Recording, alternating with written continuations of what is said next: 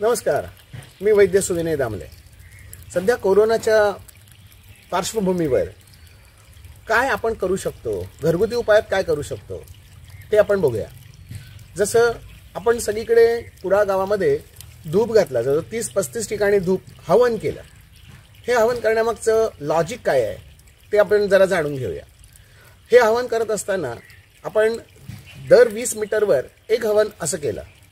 म्हणजे सांगायचं झालं तर चायनाटाउनच्या समोर एक, RSMच्या चौकात एक, गवळदेवावर एक, डॉक्टर सामंतांच्या समोर एक, चिंतामणी प्लाझाच्या समोर एक, पोलीस स्टेशनच्या समोर एक, पोस्ट ऑफिसच्या समोर एक, जिजामाता चौकामध्ये, पुढे जाऊन ST स्टँडवर, आंबेडकर चौकामध्ये, आंबेडकर नगरामध्ये, ख्रिश्चन वाडीमध्ये किंवा इकडे भैरव मंदिरकडे, हिंदू कॉलनीमध्ये, अशा अनेक ठिकाणी आपण हवन केलं। दर दिवशी हवन केलं। पहाटे 5:30च्या दरम्यान हे हवन होत होतं आणि संध्याकाळी 7 वाजता। पहिले 2 दिवस दोन्ही वेळ केलं आणि नंतरचे 3 दिवस फक्त एकदा सकाळी हवन केलं। या हवनामध्ये आपण दर दिवशी वेगवेगळी सामुग्री वापरली। यामध्ये आपण पहिल्या दिवशी वापरलं हे तूप आणि तांदूळ वापरले। संध्याकाळच्या हवनामध्ये ओवा आपण वापरला, धूपही आपण घातला। वेगवेगळ्या झाडांच्या साली आहेत, पानं आहेत, फुलं आहेत, यांचा देखील आपण वापर केला। हे हवन करत असताना आपण दालचिनीचा वापर केला, लवंगाचा वापर केला, वेलचीचा वापर केला, दालचिनीची जी पानं आहेत तमालपत्र म्हणतात त्यांचा वापर केला, कडुनिंबाच्या पानांचा वापर केला, हळदीच्या पानांचा वापर केला, काळ्या मिरीच्या पानांचा वापर केला किंवा कढीपत्त्याच्या पानांचा वापर केला, साधी कांद्याची सालं आहेत, लसणीची सालं आहेत, हळकुंड आहेत, यांचा वापर केला। हे सगळे मसाल्याचे जे पदार्थ आहेत हे अत्यंत चांगलं औषध आहे।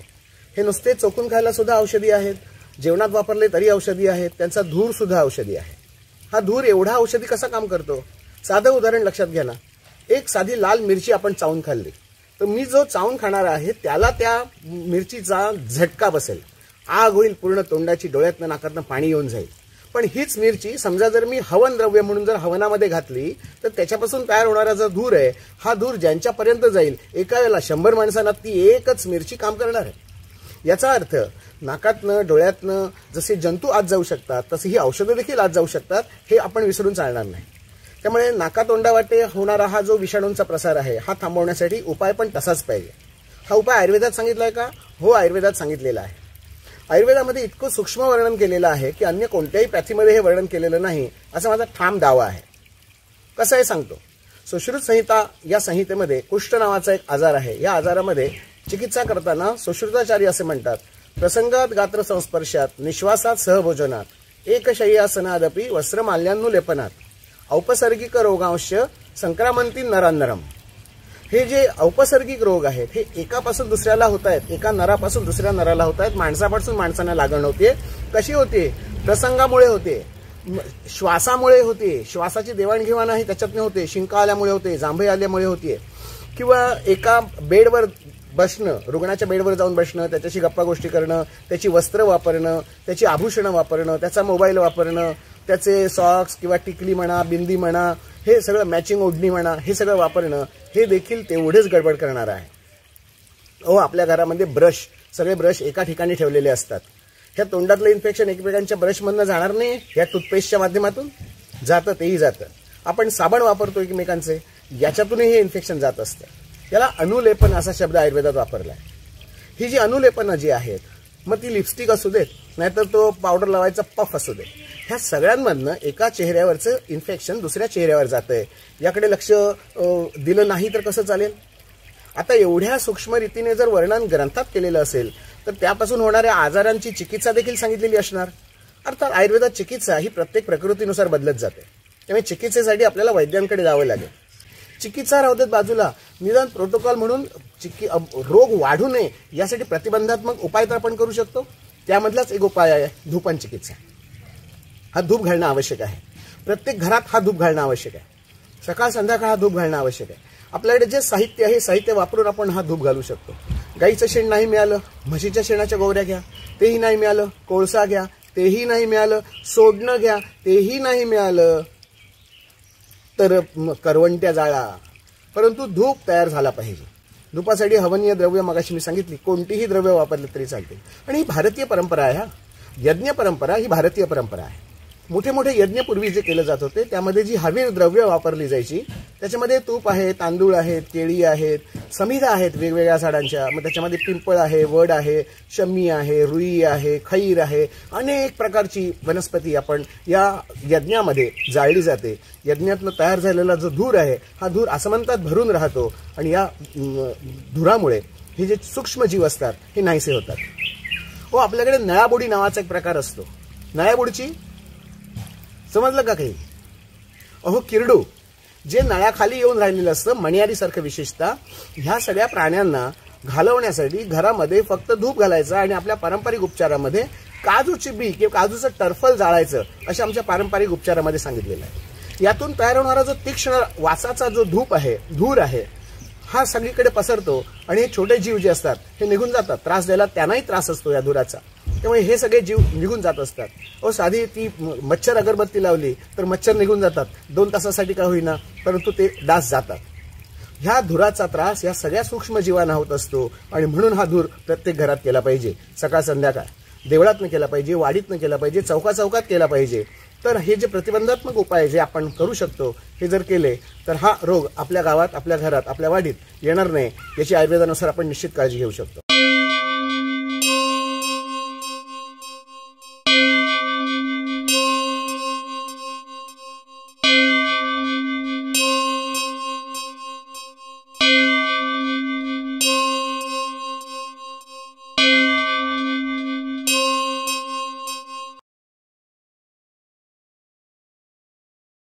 आयुष मिनिस्ट्रीने ज्या गाईडलाईन्स दिलेल्या आहेत योगा थेरपीच्या संदर्भातल्या हे सगळ्या फॉलो करायच्या आणि जे प्राणायाम सांगितलेले आहेत हे सगळे प्राणायाम करायचे, योगासनं करायची, ही घरातल्या घरात करायची आहेत. शक्यतो 2 माणसं जर घरातली प्राणायाम करत असतील तर त्याच्यामध्ये सुद्धा सुरक्षित अंतर ठेवा.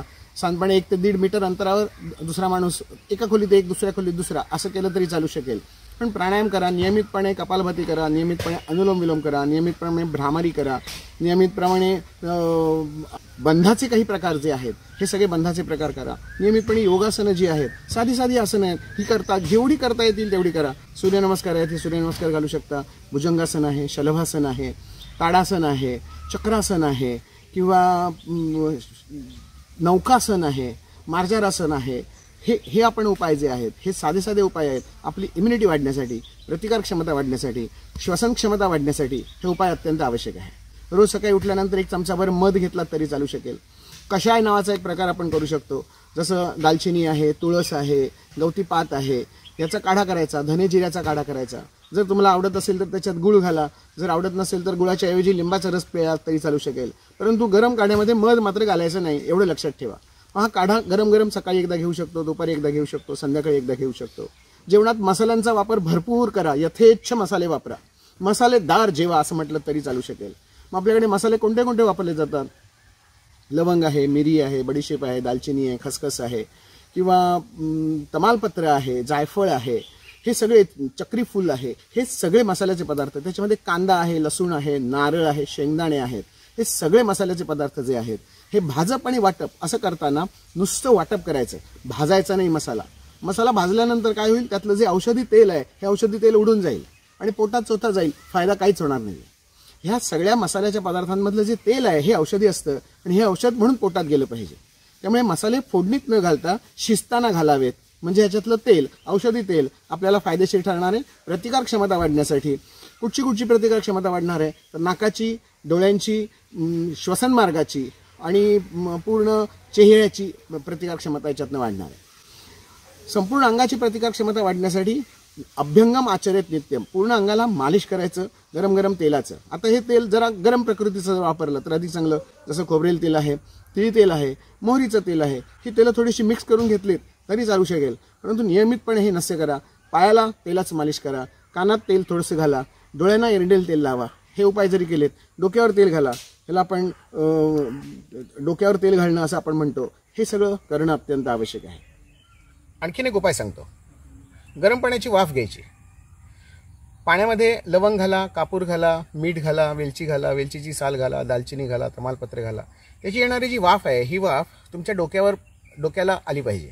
म्हणजे काय करायचं, जे पाणी उकळतंय ह्याच्यावर अत्यंत सावधगिरी बाळगून एक टॉवेल किंवा एक नॅपकिन किंवा एक शाल अशी पांघरून घ्यायची. त्याच्यात येणारी जी वाफ आहे ही वाफ तुमच्या कानाला नाकातनं डोळ्यातनं जाऊ देत आत थोडीशी. ही जे पातेलं उकळत असेल पाण्याचं त्याच्यावर चाळण ठेवावी, प्लास्टिकची नको, धातूची चाळण ठेवावी, म्हणजे ही वाफ एकदम तोंडावर येणार नाही आणि थोडासा फिल्टर होऊन ही वाफ येईल.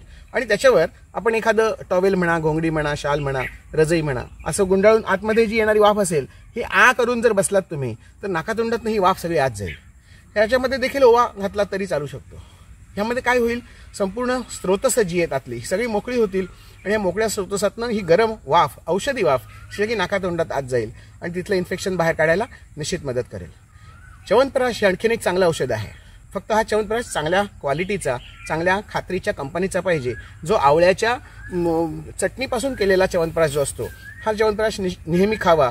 च्यवनप्राश कधी दुधाबरोबर घ्यायचा नाही. साधारणपणे 2 चमचे च्यवनप्राश, 1 चमचा म्हणजे 5 मिलीचा, 2 मिली च्यवनप्राश सकाळी रिकाम्या पोटी खायचा आणि हा खाऊन झाल्यानंतर पुढे अर्धा 1 तास काहीच खायचं नाही. त्याची चव अनुभवत राहायची आणि हा चगळून खायचा, एकदम गिळायचं नाही.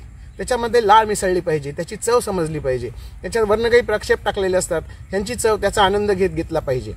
च्यवनप्राश कधीही दुधातनं मिसळायचा नाही. गरम पाणी पण घेऊ नका. हा चघळत राहायचा असतो, गोड असतो. आता ज्यांना डायबिटीस आहे त्यांना भीती जर वाटत असेल तर त्यांनी शुगर फ्री च्यवनप्राश घ्या, तोही मार्केटमध्ये उपलब्ध आहे. हेही आयुषनेच सांगितलेलं सांगतोय.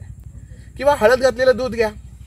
दूध गरम करावं, एका वेळेला जास्ती दूध नाही, 1 कपभर दूध, 30 ते 40 मिली दूध, आणि त्याच्यामध्ये खात्रीची सेंद्रिय हळद घ्यायची. सेंद्रिय म्हणजे ऑर्गॅनिक पद्धतीने तयार केलेली जी हळद असते ही हळद औषधी असते. या हळदीचा वापर करावा आणि हे दूध प्यावं. पण हे दूध पिताना सकाळ ते दुपारपर्यंत एवढ्याच वेळेत घ्यावं. शक्यतो दुपारनंतर दुधाच्या मागे लागू नका. सकाळच्या वेळेला घेतलं तरी चालू शकेल. दूध गरम पाहिजे. गरम दुधामध्ये हळद घालून घेतलं तरी चालू शकेल. प्रतिकार क्षमता वाढायला, जर भूक चांगली असेल तर हे औषध अतिशय चांगलं काम करतं. धन्यवाद. ही जी भांडी असतात ही भांडी अत्यंत महत्त्वाची असतात. इतकं सुंदर हे काशापासून तयार केलेलं ही वाटी आहे. ह्याचं वजन पण खूप जास्ती आहे.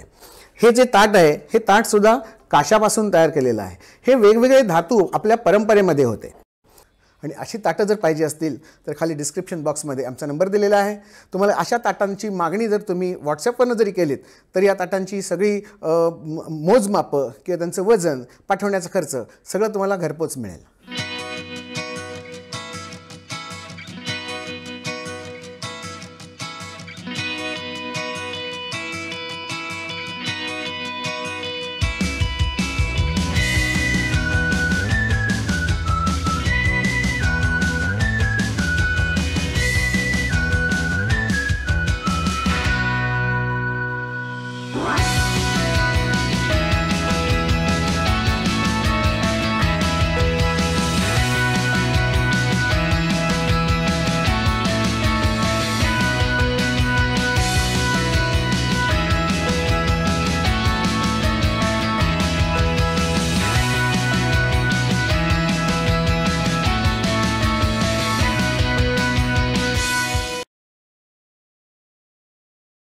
सगळं अंग अगदी चिंबून गेलेलं आहे.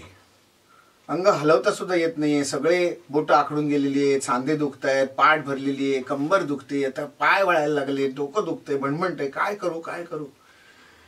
घरातनं बाहेर अजिबात पडायचं नाही, कारण अलगीकरण हाच तर परमनंट उपाय सांगितला जातोय. त्यामुळे ते तर आपण नियम पाळायचाच आहे. मग घरात राहून काय काय करता येऊ शकेल? आयुर्वेदात अनेक उपाय सांगितलेले आहेत. त्याच्यातला एक उपाय आहे पूर्ण अंग रगडून घेणं. आपलंच आपण रगडायचं. प्रत्येक पेशी जी आहे हे हातावरचे ॲक्युप्रेशरचे पॉइंट्स आहेत. हा प्रत्येक पॉइंट काही ना काहीतरी कुठच्या तरी अवयवाशी संबंधित असतं असं ॲक्युप्रेशरचे तज्ज्ञ सांगतात. मग हे प्रत्येक पॉइंट आपण दाबायला काय हरकत आहे? हे प्रत्येक पेर दाबायचं, हे प्रत्येक गोल फिरवायचं, या बाजूने एकदा उजवीकडे, एकदा डावीकडे, एकदा उजवीकडे, एकदा डावीकडे, एकदा फिरवायचं. नंतर ह्या बोटांची जी मुळं आहेत ह्या मुळांना दाबायचं. अंगठ्याची जी मुळं आहेत ह्या अंगठ्याच्या मुळांना दाबायचं. मध्यभाग आहे हा इथे दाबायचा. हा इथे डायबिटीजचा पॉईंट आहे, हा इथे हृदयाचा पॉईंट आहे, हा इथे किडनीचा पॉईंट आहे, हा इथे मूत्राशयाचा पॉईंट आहे, हे सगळे, हा इथे थायरॉइडचा पॉईंट आहे, हे सगळे पॉईंट दाबायचे. हा झाला बोटांचा व्यायाम झाला. बोटं अशी लांब करायची, जवळ करायची, लांब करायची, जवळ करायची, आकुंचन प्रसारण करायचं. पूर्ण मनगटाला व्यायाम द्यायचा. गोल गोल गोल गोल गोल गोल गोल फिरवायचे. त्याच्यानंतर स्क्रूइंग ॲक्शन जशी असते अशी ॲक्शन हाताला घ्यायची. शरीरात जे अडकलेलं आहे हे बाहेर काढण्यासाठी शरीराला जरा गतिमान करायचं. ह्या हातांच्या ॲक्शन झाल्यानंतर खांद्यांच्या ॲक्शन्स करायच्या. ह्या उलट सुलट उलट असे खांदे फिरवायचे. खांदे फिरवून झाल्यानंतर मान फिरवायची. मान एकदा खाली, मान एकदा मागे, मान एकदा या बाजूला, मान एकदा या बाजूला, पूर्ण गोलाकार. मी आता खूप स्पीड न दाखवतोय, अगदी सावकाश करायचंय. आपल्याकडे वेळ भरपूर आहे. 14 एप्रिल, खूप वेळ अजून काढायचा आपल्याला. त्यामुळे हे सगळे प्रकार जे आहेत अत्यंत सावकाश. काही वेळा डोळे उघडे ठेवून चक्कर येते, काही वेळा डोळे बंद केले असता चक्कर येते. आपल्याला जे सोयीस्कर वाटतं ते करावं. मानेचे प्रकार करून झाले की मग श्वसनाचे प्रकार सुरू करा. श्वास भरून घ्यायचा, श्वास हळू सोडायचा, त्याला आपण पूरक कुंभक रेचक म्हणतो. या पद्धतीने करा. अर्थात मार्गदर्शन तुम्हाला माहितीच असणार, कारण अनेक वर्ष आपण योगगुरू रामदेव बाबांकडनं हे सगळे प्रकार शिकलेलो आहोत. अंबिका योगाश्रमकडनं शिकलेलो आहोत. अनेक संस्था योगाच्या संदर्भात शिक्षण देणाऱ्या आहेत. आपापल्या पद्धतीने कैवल्य धामसारखी संस्था, अनेक संस्था आपल्याला मार्गदर्शन करत असतात. त्यांचे आपण चेले असणारच. आपण त्या पद्धतीने आपले प्रकार सुरू ठेवू. नंतर पोटाचे व्यायाम प्रकार करायचे. पोट हलवायचं, मागे पुढे मागे पुढे मागे पुढे. त्याच्यानंतर काय करू शकतो आपण, भस्त्रिका करू शकतो, भ्रामरी करू शकतो. त्यानंतर थोडेसे फॉरवर्ड बेंडिंगचे आसन प्रकार करू शकतो, बॅकवर्ड बेंडिंगचे आसन, ट्विस्टिंगचे काही व्यायाम प्रकार आहेत, लॅटरल बेंडिंग आहे. या बाजूने झुकायचं, या बाजूने झुकायचं, संपूर्ण शरीराला फिरवून घ्यायचं.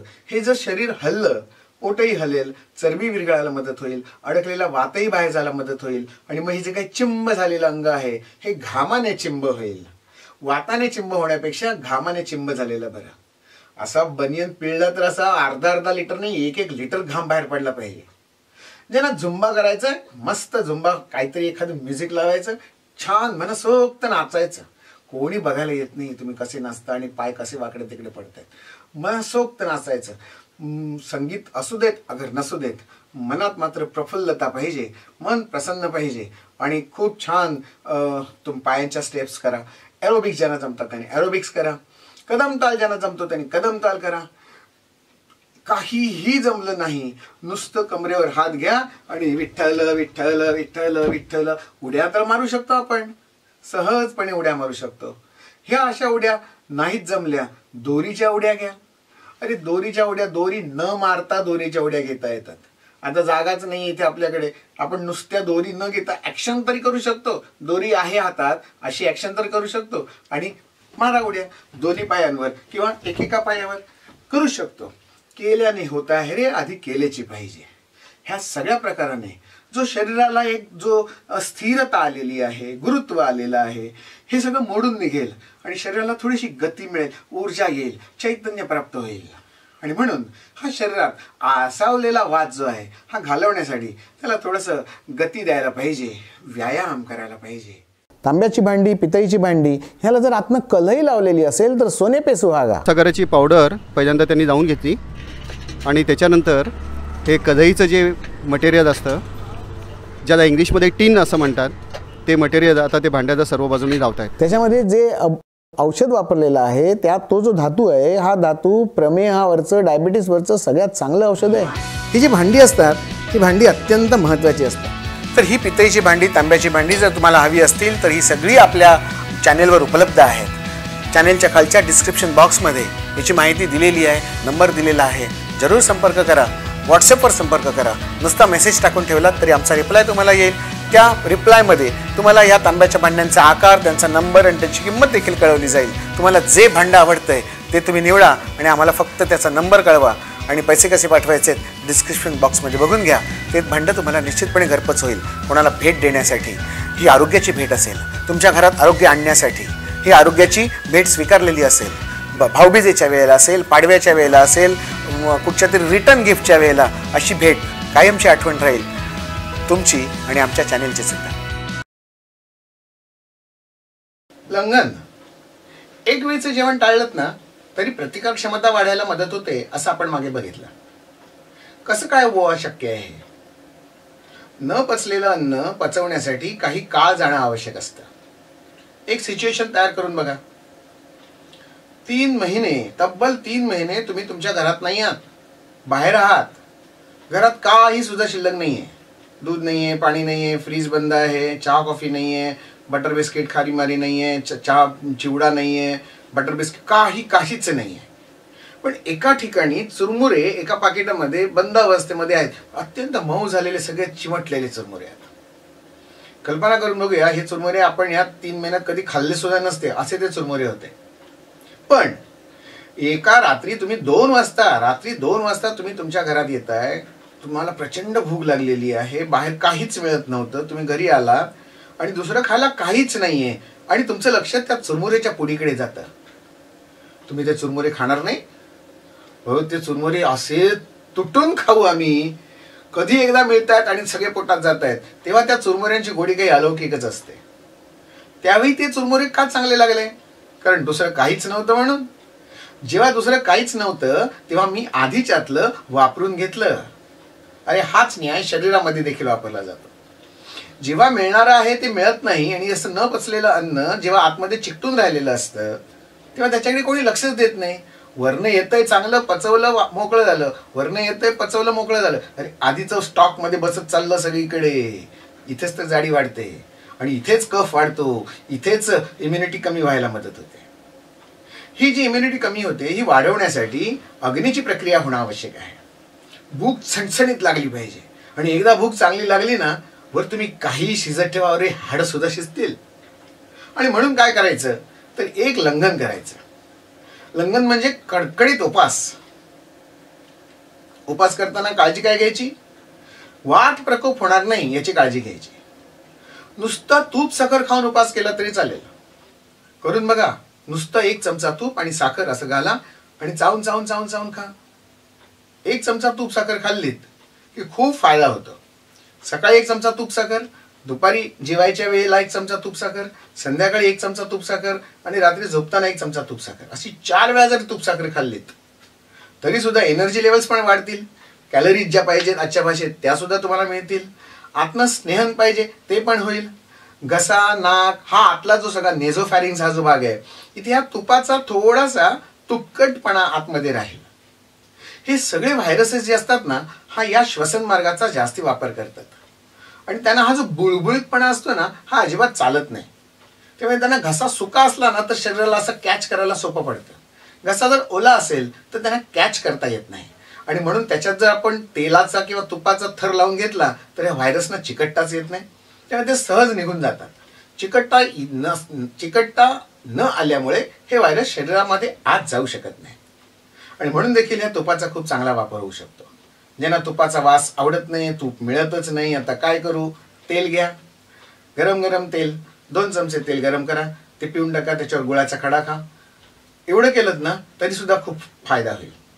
हे मी दिवसातनं 3-4 वेळा तूप साखर खायला सांगितली, दिवसातनं 3-4 वेळा खोबरेल तेल प्यायला सांगितलं. एवढं केलं तरी लंघन होऊ शकतं.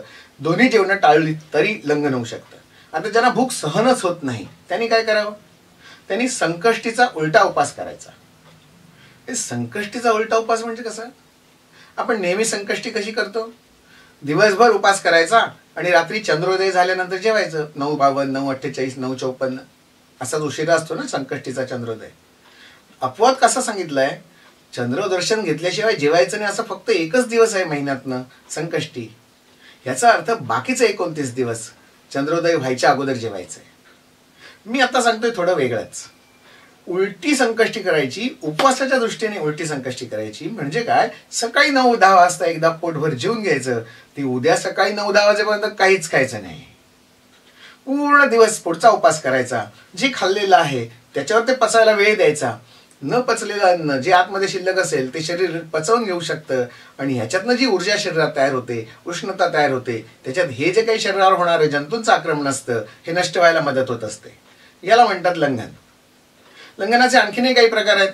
तुम्ही दिवसभर नुसत्या लाह्या खाऊन राहा, नुसते पॉपकॉर्न खाऊन राहा, नुसते राजगिऱ्याचे लाडू खाऊन राहा, नुसती पेज पिऊन राहा.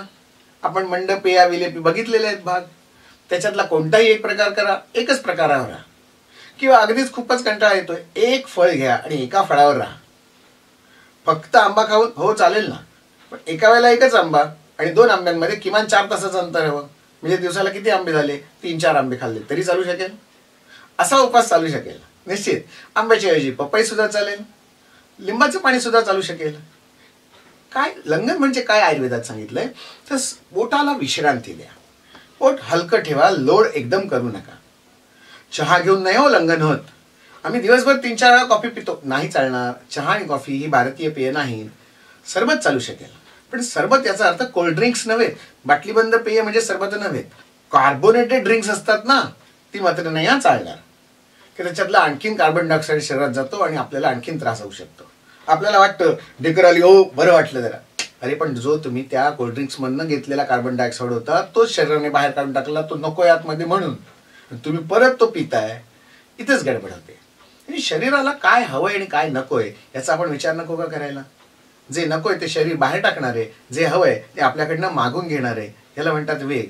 भूक लागली की जेवावं, तहान लागली की पाणी प्यावं, भूक नसली तर लंघन करावं आणि शांत झोपावं.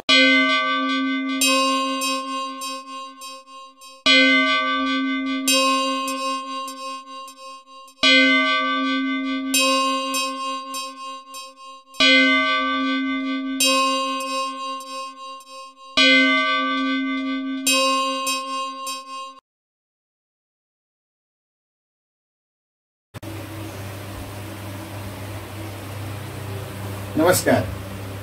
आपण एका वेगळ्या विषयावर आज बोलणार आहोत. फुफ्फुसांची क्षमता कशी वाढवायची. हे जे साथीचे रोग सध्या पसरत आहेत, आताचा हा कोरोनाच घ्या ना, ह्यांचा पहिला अटॅक जो आहे हा श्वसन यंत्रणेवर होतोय. हे जंतू जाताना नाकातनं आत जात आहेत. मग ते कुठेही असतील, मग ते लाकडावर असतील, ते प्लास्टिकच्या खुर्चीवर असतील, ते धातूच्या पात्रावर असतील, किंवा अंगावर असतील, किंवा कपड्यावर असतील, किंवा मास्कवर असतील, किंवा कोणाच्या तरी डोक्यावर बसलेले असतील. हे सगळे जेव्हा आत जात आहेत तेव्हा शरीरात जाताना ते नाकाचा वापर करतात आणि आत जातात. नाकात हे जंतू साधारणपणे 2 दिवस राहतील. त्याच्यानंतर मधला नेझोफॅरिंग्स भाग आहे त्याच्यामध्ये 1-2-3 दिवस राहतील. त्याच्यानंतर श्वसननलिकेमध्ये येतील आणि नंतर पुढच्या 5-6 दिवसामध्ये हे सगळे इन्फेक्शन जे आहे हे छातीमध्ये येईल आणि पहिला अटॅक जो असतो हा फुफ्फुसांवर येईल. त्यामुळे फुफ्फुसांना येणारी सूज, ज्याला ब्रॉन्कायटिस असं म्हटलं जाईल, ज्यामुळे पुढे लक्षण निर्माण होतं हे दम्यासारखं लक्षण निर्माण होतं. श्वास घेतलेला पुरत नाही. आणि यासाठी आपण काय करू शकतो तर फुफ्फुसांची क्षमता वाढवून घ्यायची. आता फुफ्फुसांची क्षमता वाढवण्यासाठी काय करायचं तर ही जी नेहमीची नॉर्मल फुफ्फुस आपली जी श्वसनासाठी वापरली जात आहेत ह्यांचं ब्रिदिंग टाइम वाढवायचं. म्हणजे आता आपण बघूया, आपण हे जे नॉर्मल फुफ्फुस आहे हे फुफ्फुसांची क्षमता आपण रेग्युलर जेव्हा श्वास घेतो एवढीच हलतायत. आता जर मी जाणीवपूर्वक श्वास भरला, ज्याला पूरक म्हणतो, हा जर पूरक केला त्याच्यानंतर मी कुंभक केला तर या छातीच्या फुफ्फुसांच्या वरच्या भागामध्ये जी हवा शिल्लक राहणारी आहे इथपर्यंत हे सगळे वायुकोश फुगले जातील. तळातले फुगतीलच, साईडचे पण फुगतील आणि मधले जे कोणामधले जे वायुकोश आहेत हे देखील छान मोठे होतात आणि या वायुकोशांमध्ये प्राणवायू भरपूर भरला जातो. त्यामुळे पूरक, कुंभक, अंतरकुंभक हा जास्ती वेळ करायचा. जेवढा अंतरकुंभक जास्ती तेवढ्या फुफ्फुसांमध्ये जो आपण घेतलेला श्वास आहे हा जास्ती वेळ भरून राहील. इथनं ऑक्सिजनचं, प्राणवायूचं आदान प्रदान होईल. आतमध्ये तयार झालेला कार्बन डायऑक्साईड हा पुन्हा रक्तामध्ये मिसळेल आणि रक्तामधला ऑक्सिजन बाहेर पुन्हा हृदयाकडे पाठवला जाईल. ही जी प्रक्रिया सुरू होते या प्रक्रियेमध्ये या वायुकोशांमध्ये हवा पूर्ण भरलेली पाहिजे. ही हवा भरल्यानंतर, अंतरकुंभक झाल्यानंतर आपण रेचक प्रक्रिया करणार, श्वास सगळा बाहेर काढून टाकणार आणि ही फुफ्फुसं दाबली जातात. पूर्ण उच्छ्वास आपण सोडतोय, रेचक.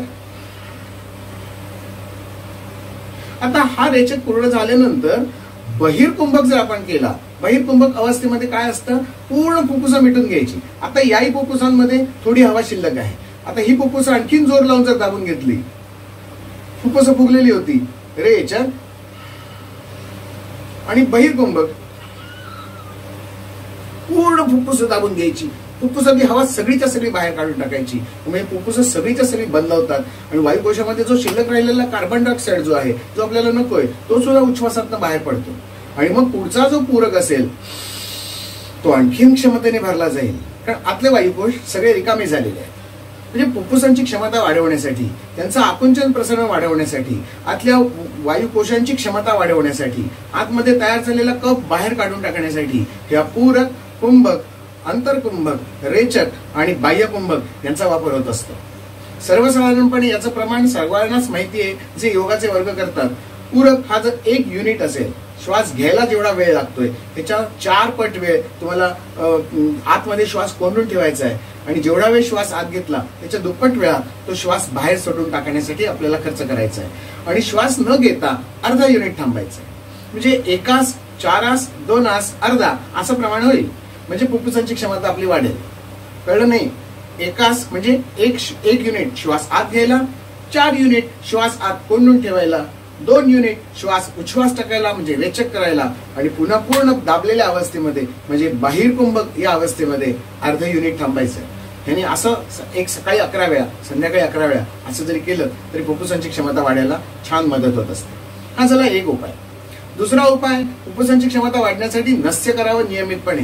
नाकामध्ये तेल घालावं. नाकामध्ये तेल घालण्यासाठी 2 प्रकार आहेत. एक करंगळीला तेल लावून किंवा तूप लावून नाकाला नुसता स्पर्श करायचा आतल्या बाजूने, याने देखील खूप फायदा होतो. किंवा सरळ नस्य झोपवायचं आणि दुसऱ्या कोणाला तरी नाकात थेंब घालायला सांगायचे. 6 थेंब ते 8 थेंब एवढे पुरेसे असतात. नाकातनं तो द्रव जो असतो, मग ते तेल असू दे नाहीतर तूप असू दे. तूप म्हणजे गाईचं, तेल म्हणजे खोबरेल किंवा तीळ तेल. औषधात जायचं असेल तर मग पंचेंद्रिय वर्धन तेल, अणु तेल यापैकी कोणतेही तेल तुम्ही वापरू शकता. 6 थेंब ते 8 थेंब हा त्याचा स्टँडर्ड डोस आहे. कमी जास्त तुम्ही करू शकता. तेल नाकात घालण्यापूर्वी हा जो सगळा भाग आहे या सगळ्या भागाला थोडंसं गरम पाण्याने शेकून घ्यावं किंवा नुसतं असा हलका मसाज केला तरी चालेल. तेल घालून झाल्यानंतर एक 5 ते 10 मिनिटं तसंच त्याच अवस्थेमध्ये मान मागे नेलेल्या अवस्थेमध्ये पडून राहावं आणि नंतर उठल्यानंतर सगळा कफ जो असतो, जो घशात जमा झालेला असतो, हा गुळण्या करून काढून टाकावा. या गुळण्यासाठी गरम पाणी वापरावं. त्याच्यामध्ये थोडंसं सैंधव घातलं तरी चालेल, थोडी हळद घातली तरी चालेल, नाही घातलं तरी चालेल. फक्त मोठ्या आवाजात गुळण्या करायच्या आणि इथला कफ सगळा काढून टाकायचा. याने या छातीच्या वरच्या भागामध्ये जो काही कफ असतो, इथपासूनचा सगळा कफ जो असतो हा बाहेर येतो आणि फुफ्फुसांची क्षमता वाढत असते.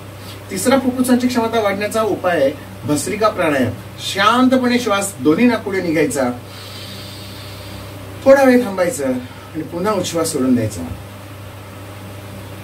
अनुलोम विलोम करू शकतो. डाव्या नाकपुडीने श्वास घ्यायचा, थांबायचा थोडा वेळ, उजव्या नाकपुडीने श्वास सोडून द्यायचा, पुन्हा उजव्या नाकपुडीने श्वास भरायचा आणि पुन्हा डाव्या नाकपुडीने श्वास सोडून द्यायचा. त्याला म्हणतात अनुलोम विलोम. हा प्रयोग केला तुम्ही तरी चालेल. असं सकाळी एक 10-15 वेळा, संध्याकाळी 10-15 वेळा केलं तरी सुद्धा तुम्हाला बऱ्यापैकी फायदा झालेला दिसून येऊ शकतो. हे करत असताना भ्रामरीला विसरून कसं चालेल? भ्रामरी देखील कानाच्या मागच्या बाजूला, घशाच्या आतल्या बाजूला किंवा ब्रॉन्कसच्या वरच्या बाजूला जो जमा झालेला कफ आहे हा काढण्यासाठी वापरला जातो. यासाठी काय करायचं तर कान बंद करायचे. कान बंद करताना ही जी कानाची पुढची पाळी आहे ती पाळी बंद करायची आणि त्यासाठी आपला अंगठा वापरायचा. या अंगठ्याने हा कानाचा जो पडदा असतो हा पूर्ण बंद करून घ्यायचा. ही जी 3 बोटं आहेत ही नाकाच्या आणि डोळ्यांच्या मधल्या भागाला लावायची आणि भुवईच्या वर एक बोट ठेवायचं. पूर्ण श्वास भरून घ्यायचा आणि श्वास सोडत असताना ध्वनी निर्माण करायचा ओमचा आणि हा ओमचा ध्वनी सोडायचा. आपण प्रत्यक्ष करूनच बघू ना.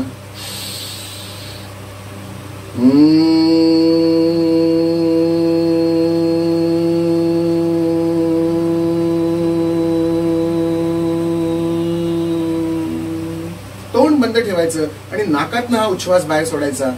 आत्मन आवाज निर्माण करायचा आहे ओमचा, परंतु भुंगा फिरल्यासारखा आवाज निर्माण होतो. हा जो आवाज होतो, ही जी व्हायब्रेशन्स तयार होतात, यामुळे काय होतंय, ही जी सायनस आहे ह्या सायनस मध्ये जमा झालेला सगळा कफ विलयित व्हायला मदत होते आणि हा सगळा कफ पातळ होतो आणि नंतर शेंबूड स्वरूपामध्ये बाहेर पडून जातो. इथल्या या भागामध्ये स्वरयंत्राच्या वरच्या बाजूला जो काही कफ असतो हा देखील या भ्रामरीने सुटतो आणि फुफ्फुसांची क्षमता वाढायला मदत होत असते. बाटलीच्या तोंडावर जर काही अडकलेलं असेल तर बाटलीतल्या आतल्या पाण्याला किंवा आतल्या हवेला बाहेर येता येत नाहीये, त्या पद्धतीत हा वरचा जो भाग आहे या वरच्या भागावरचा कफाचा थर जर काढून टाकला तर फुफ्फुसांची क्षमता निश्चितपणे वाढणार आहे. फुफ्फुसांची क्षमता वाढवण्यासाठी आणखीन एक उपाय आहे, ते म्हणजे नियमितपणे अभ्यंग तेलाचं मालिश करायचं. हातावर तेल लावून घ्यायचं आणि संपूर्ण छाती बरगड्या इथनं ह्या तेलाचं मसाज करायचा. आणि हे करत असताना आंघोळीच्या अगोदर जर एक 10 मिनिटं जर केलं, या तेलामध्ये थोडंसं जर कापूर घातला तरी चांगला, हळद घातली तरी चालतील. अळशी नावाचं एक धान्य विकत मिळतं, बाजारामध्ये विकत मिळेल. अळशी ही जर कुटली आणि जर थोडीशी शिजवली तर त्याचा लेप लावणं हा सुद्धा कफ कमी करायला मदत करत असतो. विशेषतः न्यूमोनिया सारखे आजार, छातीमध्ये कफ झालेला आहे, छातीमध्ये पाणी साठलेलं आहे, वारंवार पाणी काढावं लागतंय आणि प्रचंड कफाची निर्मिती होतीये, अशा पद्धतीमध्ये, अशा अवस्थेमध्ये छातीला या अळशीच्या चूर्णाच्या चटणीचा शिजवलेल्या चटणीचा लेप जर लावला तर अतिशय चांगलं काम होत असतं. याने सुद्धा या फुफ्फुसांची क्षमता वाढत असते. फुफ्फुसांची क्षमता वाढण्यासाठी काही आसन आहे, त्याच्यात एक नंबरचं चांगलं आसन आहे हे मत्स्यासन आहे. मत्स्यासनामध्ये काय करायचंय तर पद्मासनामध्ये बसायचं आणि पाठीमागे झोपायचं आणि डोकं असं जमिनीला लावण्याचा प्रयत्न करायचा. याने काय होईल, छातीचा भाग असा वर उचलला जाईल आणि त्या अवस्थेमध्ये मान मागे नेलेल्या अवस्थेमध्ये तोंड बंद करून नाकाने श्वासोच्छवास करायचा. एक 8-10 वेळा जरी नियमितपणे श्वासोच्छवास नियमित रिदम मध्ये जर केला तरी फुफ्फुसांमध्ये जी हवा कोंडलेली असते ती हवा बाहेर यायला मदत होत असते. जे वायुकोश उघडत नाहीत ते वायुकोश उघडायला मदत होत असते. आणि श्वास यासारख्या आजारामध्ये मत्स्यासनासारखं दुसरं चांगलं आसन नाही. सूर्यनमस्कार आहेत, ट्विस्टिंगची आसनं सगळी जी आहेत ही केली ती सुद्धा चांगलं काम करू शकतात. कपालभाती खूप चांगलं काम करते. फुफ्फुसांची क्षमता वाढवण्यासाठी कपालभाती याला सुद्धा विसरून चालणार नाही. वायुसार नावाची क्रिया आहे ही केली तरी चालते. या अष्टांग योगामध्ये ज्या ज्या प्रक्रिया सांगितलेल्या आहेत, शुद्धी प्रक्रिया, ह्या सगळ्या शुद्धी प्रक्रिया, त्याच्यामध्ये नमन मुद्रा नावाचा एक प्रकार असतो. श्वास पूर्ण भरून घ्यायचा, हात दोन्ही मागे न्यायचे, वज्रासनात बसायचं, श्वास भरून घ्यायचा आणि श्वास सोडत सोडत खाली वाकायचं आणि डोकं किंवा हनुवटी जमिनीला लागेल अशा पद्धतीने जमिनीवर डोकं टेकायचं आणि नियमितपणे ब्रिदिंग करायचं. हात मागे ताणलेल्या अवस्थेत ठेवायचे, म्हणजे फुफ्फुसांचा वरचा भाग कोंडला जातो, खालचा भाग उघडला जातो. हे नमन मुद्रेचे जे प्रकार आहेत त्याच्यात हा एक हात मागे खेचून एक आहे. दुसरा जो प्रकार आहे तो हात असा पोटावर खेचायचा आहे आणि मग पुढे वाकायचंय. आणि तिसरा जो आहे हा श्वास भरत भरत वर व्हायचं आणि श्वास सोडत सोडत पुढे पुढे पुढे पुढे यायचं आणि पुन्हा डोकं जमिनीला लावायचं आणि नियमितपणे ब्रिदिंग करायचं. फुफ्फुसांची वरची जागा, फुफ्फुसांची मधली जागा आणि फुफ्फुसांचा तळभाग ह्या तिन्ही ठिकाणचा शुद्धी होण्यासाठी, फुफ्फुसांची क्षमता वाढण्यासाठी, तिथे असलेला कफ किंवा द्रव निघून जाण्यासाठी या आसनांचा अवश्य वापर करा. नियमितपणे बोलण्याचा सराव ठेवा. सिंहमुद्रा नावाचा एक प्रकार आहे. दोन्ही पाय गुडघ्यांवर उभं राहायचं, गुडघ्यांवर हात ठेवायचे, जीभ जेवढी बाहेर काढता येईल जेवढी जीभ बाहेर काढायची, पूर्ण श्वास भरून घ्यायचा, जीभ बाहेर काढायची, डोळे मोठे करायचे आणि सगळ्या शिरा ताणून तुम्हाला जेवढं जोराने ओरडता येईल एवढ्या जोराने ओरडायचं. यामुळे काय होईल, फुफ्फुसामध्ये अडकलेला जो काही कफ असतो हा देखील बाहेर यायला मदत होत असते. एकदा करूनच बघूया. पूर्ण श्वास भरून घेतोय मी.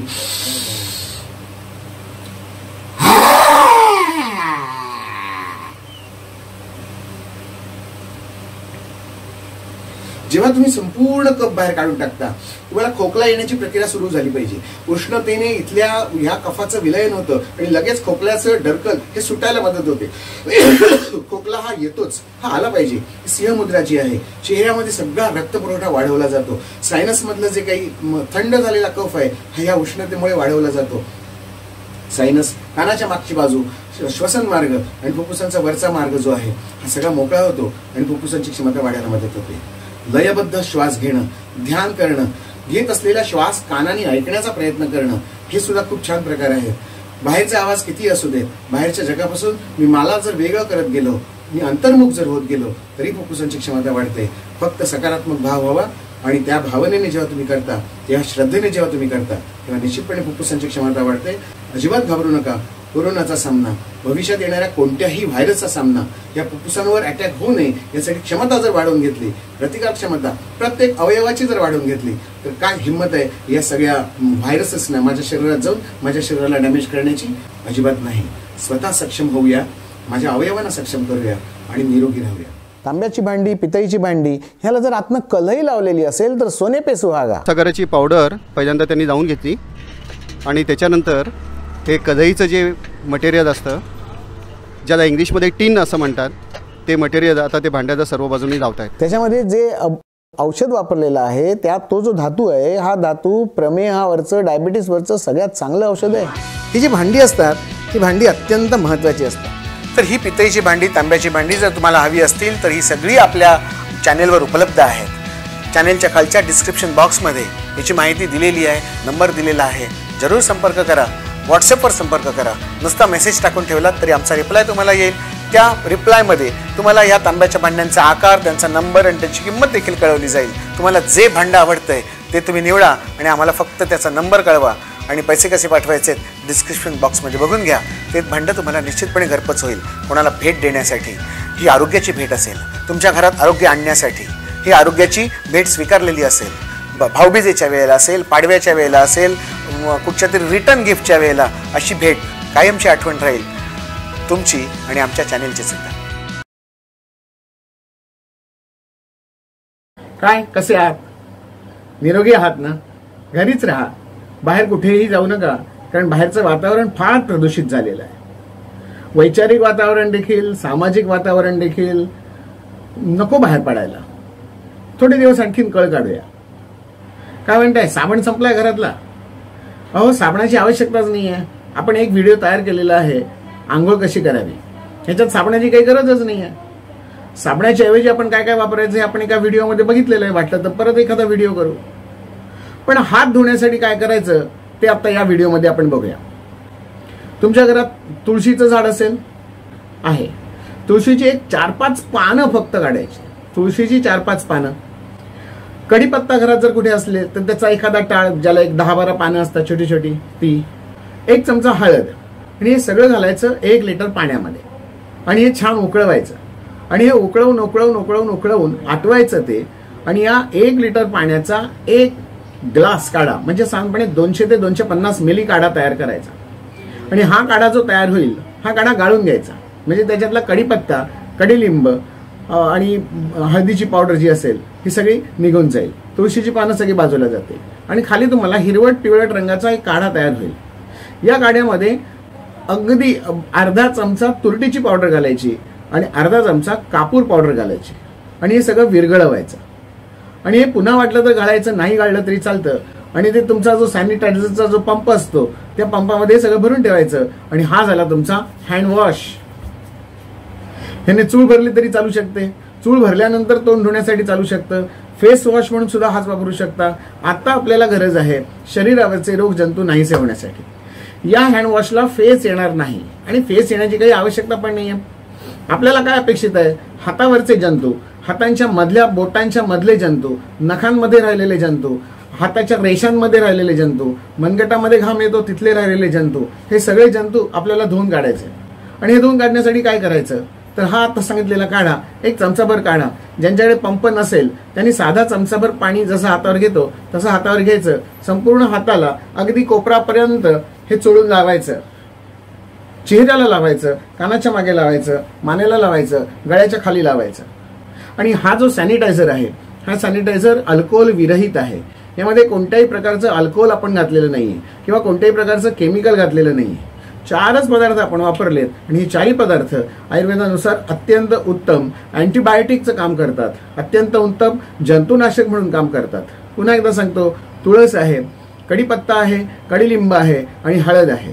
ह्याचा काढा तयार करून त्याच्यामध्ये तुरटी आणि कापूर जर घातलं तर हँड सॅनिटायझर तयार होतो. घरच्या घरी हा हँड सॅनिटायझर तयार करा, आपण वापरा. ज्यांना माहीत नाही त्यांना हा असा हँड वॉश तयार करून द्या. ह्याला फेस येणार नाहीये, फेस येण्याची आवश्यकता पण नाही. जर फेस येणं अपेक्षित असेल आणि जर तुमच्या घरामध्ये रिठा किंवा रिंगी नावाच्या जर बिया असतील, या बिया याच्यामध्ये घातल्या तरी चालतील. 2 बिया घालायच्या या पाव लिटर काढ्यामध्ये.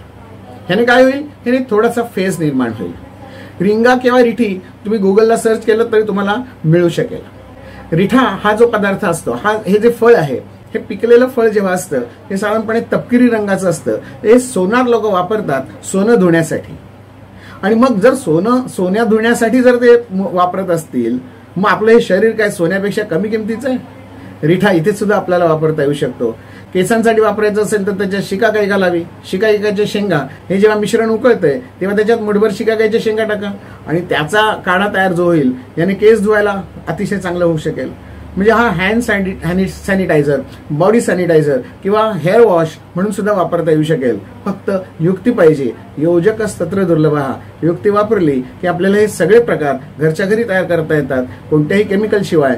साबण हवा असला तर फेस युक्त हवा असेल तर फेस युक्त, फेसाशिवाय हवा असेल तर फेसाशिवाय. सगळ्यात महत्वाचं काय, निरोगी राहणं, आनंदी राहणं. जिथे असाल तिथे निरोगी राहायचं. ज्या घरात असाल त्याच घरात अजून थोडे दिवस राहायचं, कारण आपल्याला निरोगी आयुष्य आणि पुढचं उज्ज्वल भविष्य बघायचंय.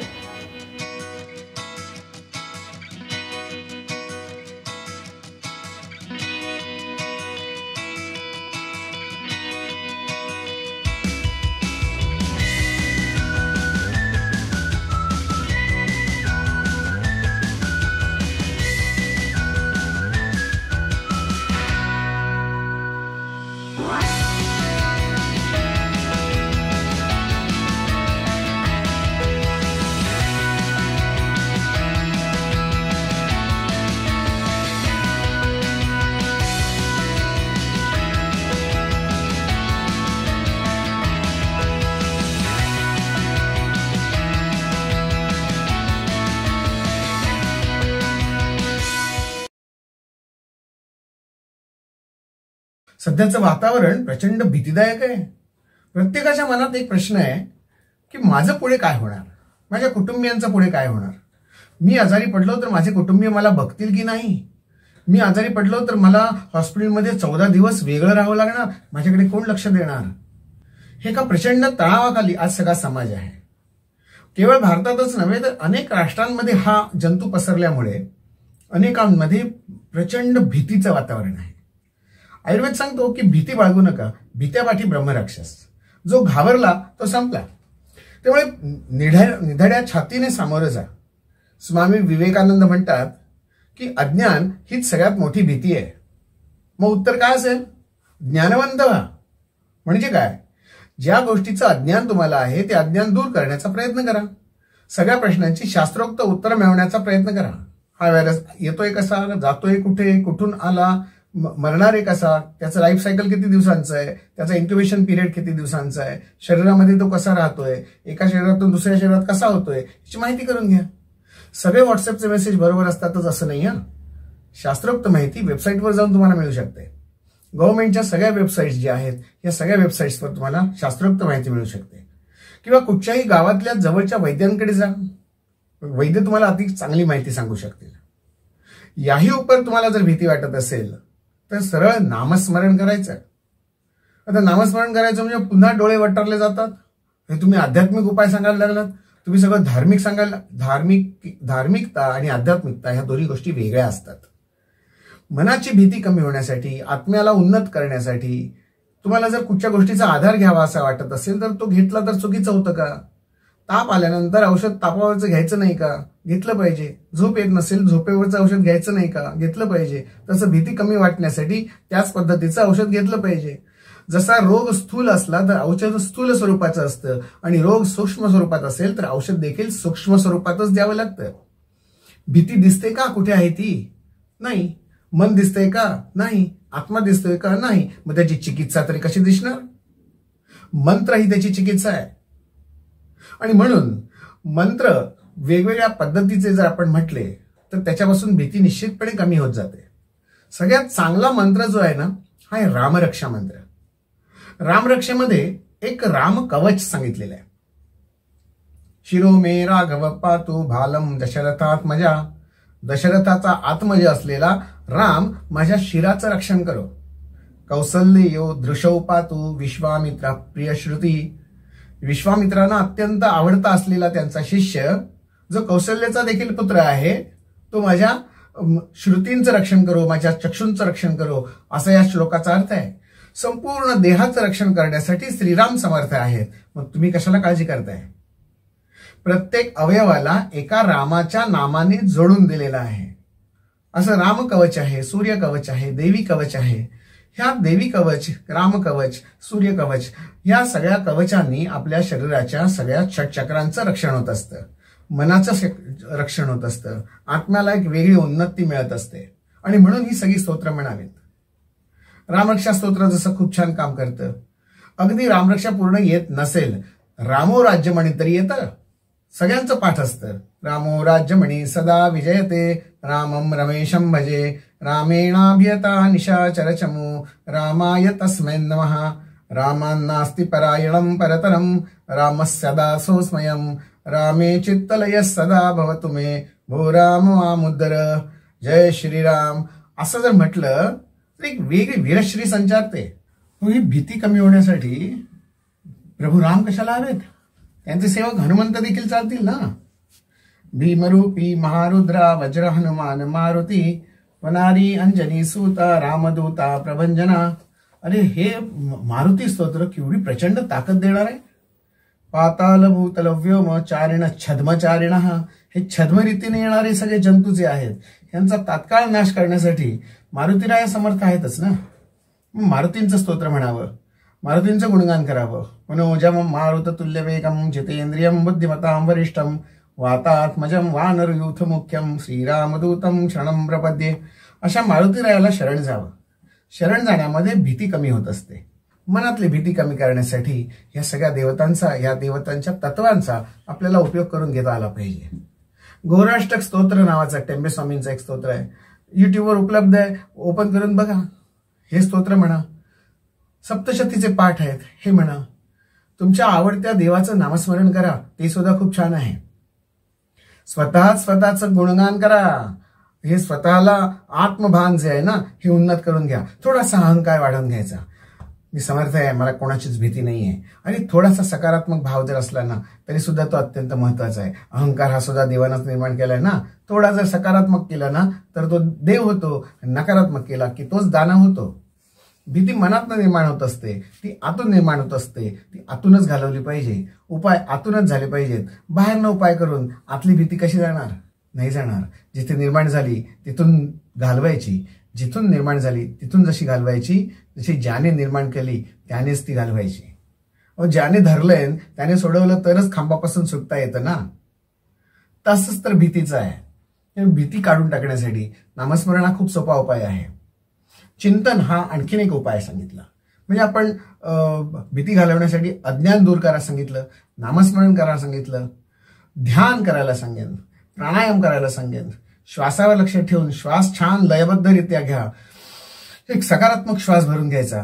हा मी घेत असलेला श्वास माझ्या मनाला प्रचंड आनंद देतोय, माझ्या विश्वातली सगळी शक्ती मी माझ्या शरीरामध्ये सामावून घेतोय, माझ्या शरीरातील सगळ्या जंतूंना तो नाहीसं करून टाकतोय, असा भाव मनामध्ये ठेवून श्वास घेऊन बघा. श्वास कोंडून ठेवा आणि उच्छ्वास बाहेर सोडताना असाच संकल्प मनात करा की माझ्या शरीरातील सगळी निगेटिव्ह शक्ती माझ्या शरीरातून नाकातून बाहेर निघून जाते आणि मला खूप चैतन्यमय वाटते. जाऊया शरण, करावं ध्यान. एखादे आपले जे गुरु असतात ह्या गुरूंचं चित्र समोर ठेवावं, आवडत्या देवाचं चित्र समोर ठेवावं, त्यांच्या हृदयाकडे बघावं, त्यांच्या पायाच्या अंगठ्याकडे बघावं, त्यांच्या भ्रूमध्याकडे बघावं, नेत्र उघडे असले तर नेत्रांकडे बघावं, एक टक बघत राहावं. त्राटक म्हणतात. भीती कमी करण्यासाठी त्राटक देखील उपयोगी पडत असतं. स्वतःभोवती चैतन्य ऊर्जा निर्माण करून घ्यायची, चैतन्य लहर निर्माण करून घ्यायची. आरती म्हणावी, स्तोत्र म्हणावं, चरित्र वाचावं, मिळून मिसळून वागावं. घराच्या खिडक्या एकदम मोकळ्या ठेवाव्यात, मनाच्या खिडक्या देखील मोकळ्या ठेवाव्यात. छान बोलावं, गोड बोलावं, गोड हसावं.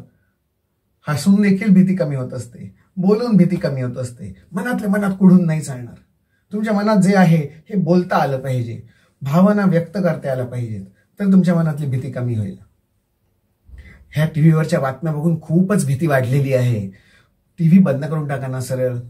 छान आयुष्य जे अजून 14 दिवसांचं तुम्हाला बंदिस्त जीवन जे आहे आतमध्ये फुलपाखरू होऊन जगून बघूया ना. भीती कशाला बाळगायची? बाळगू कशाला व्यर्थ कुणाची भीती र.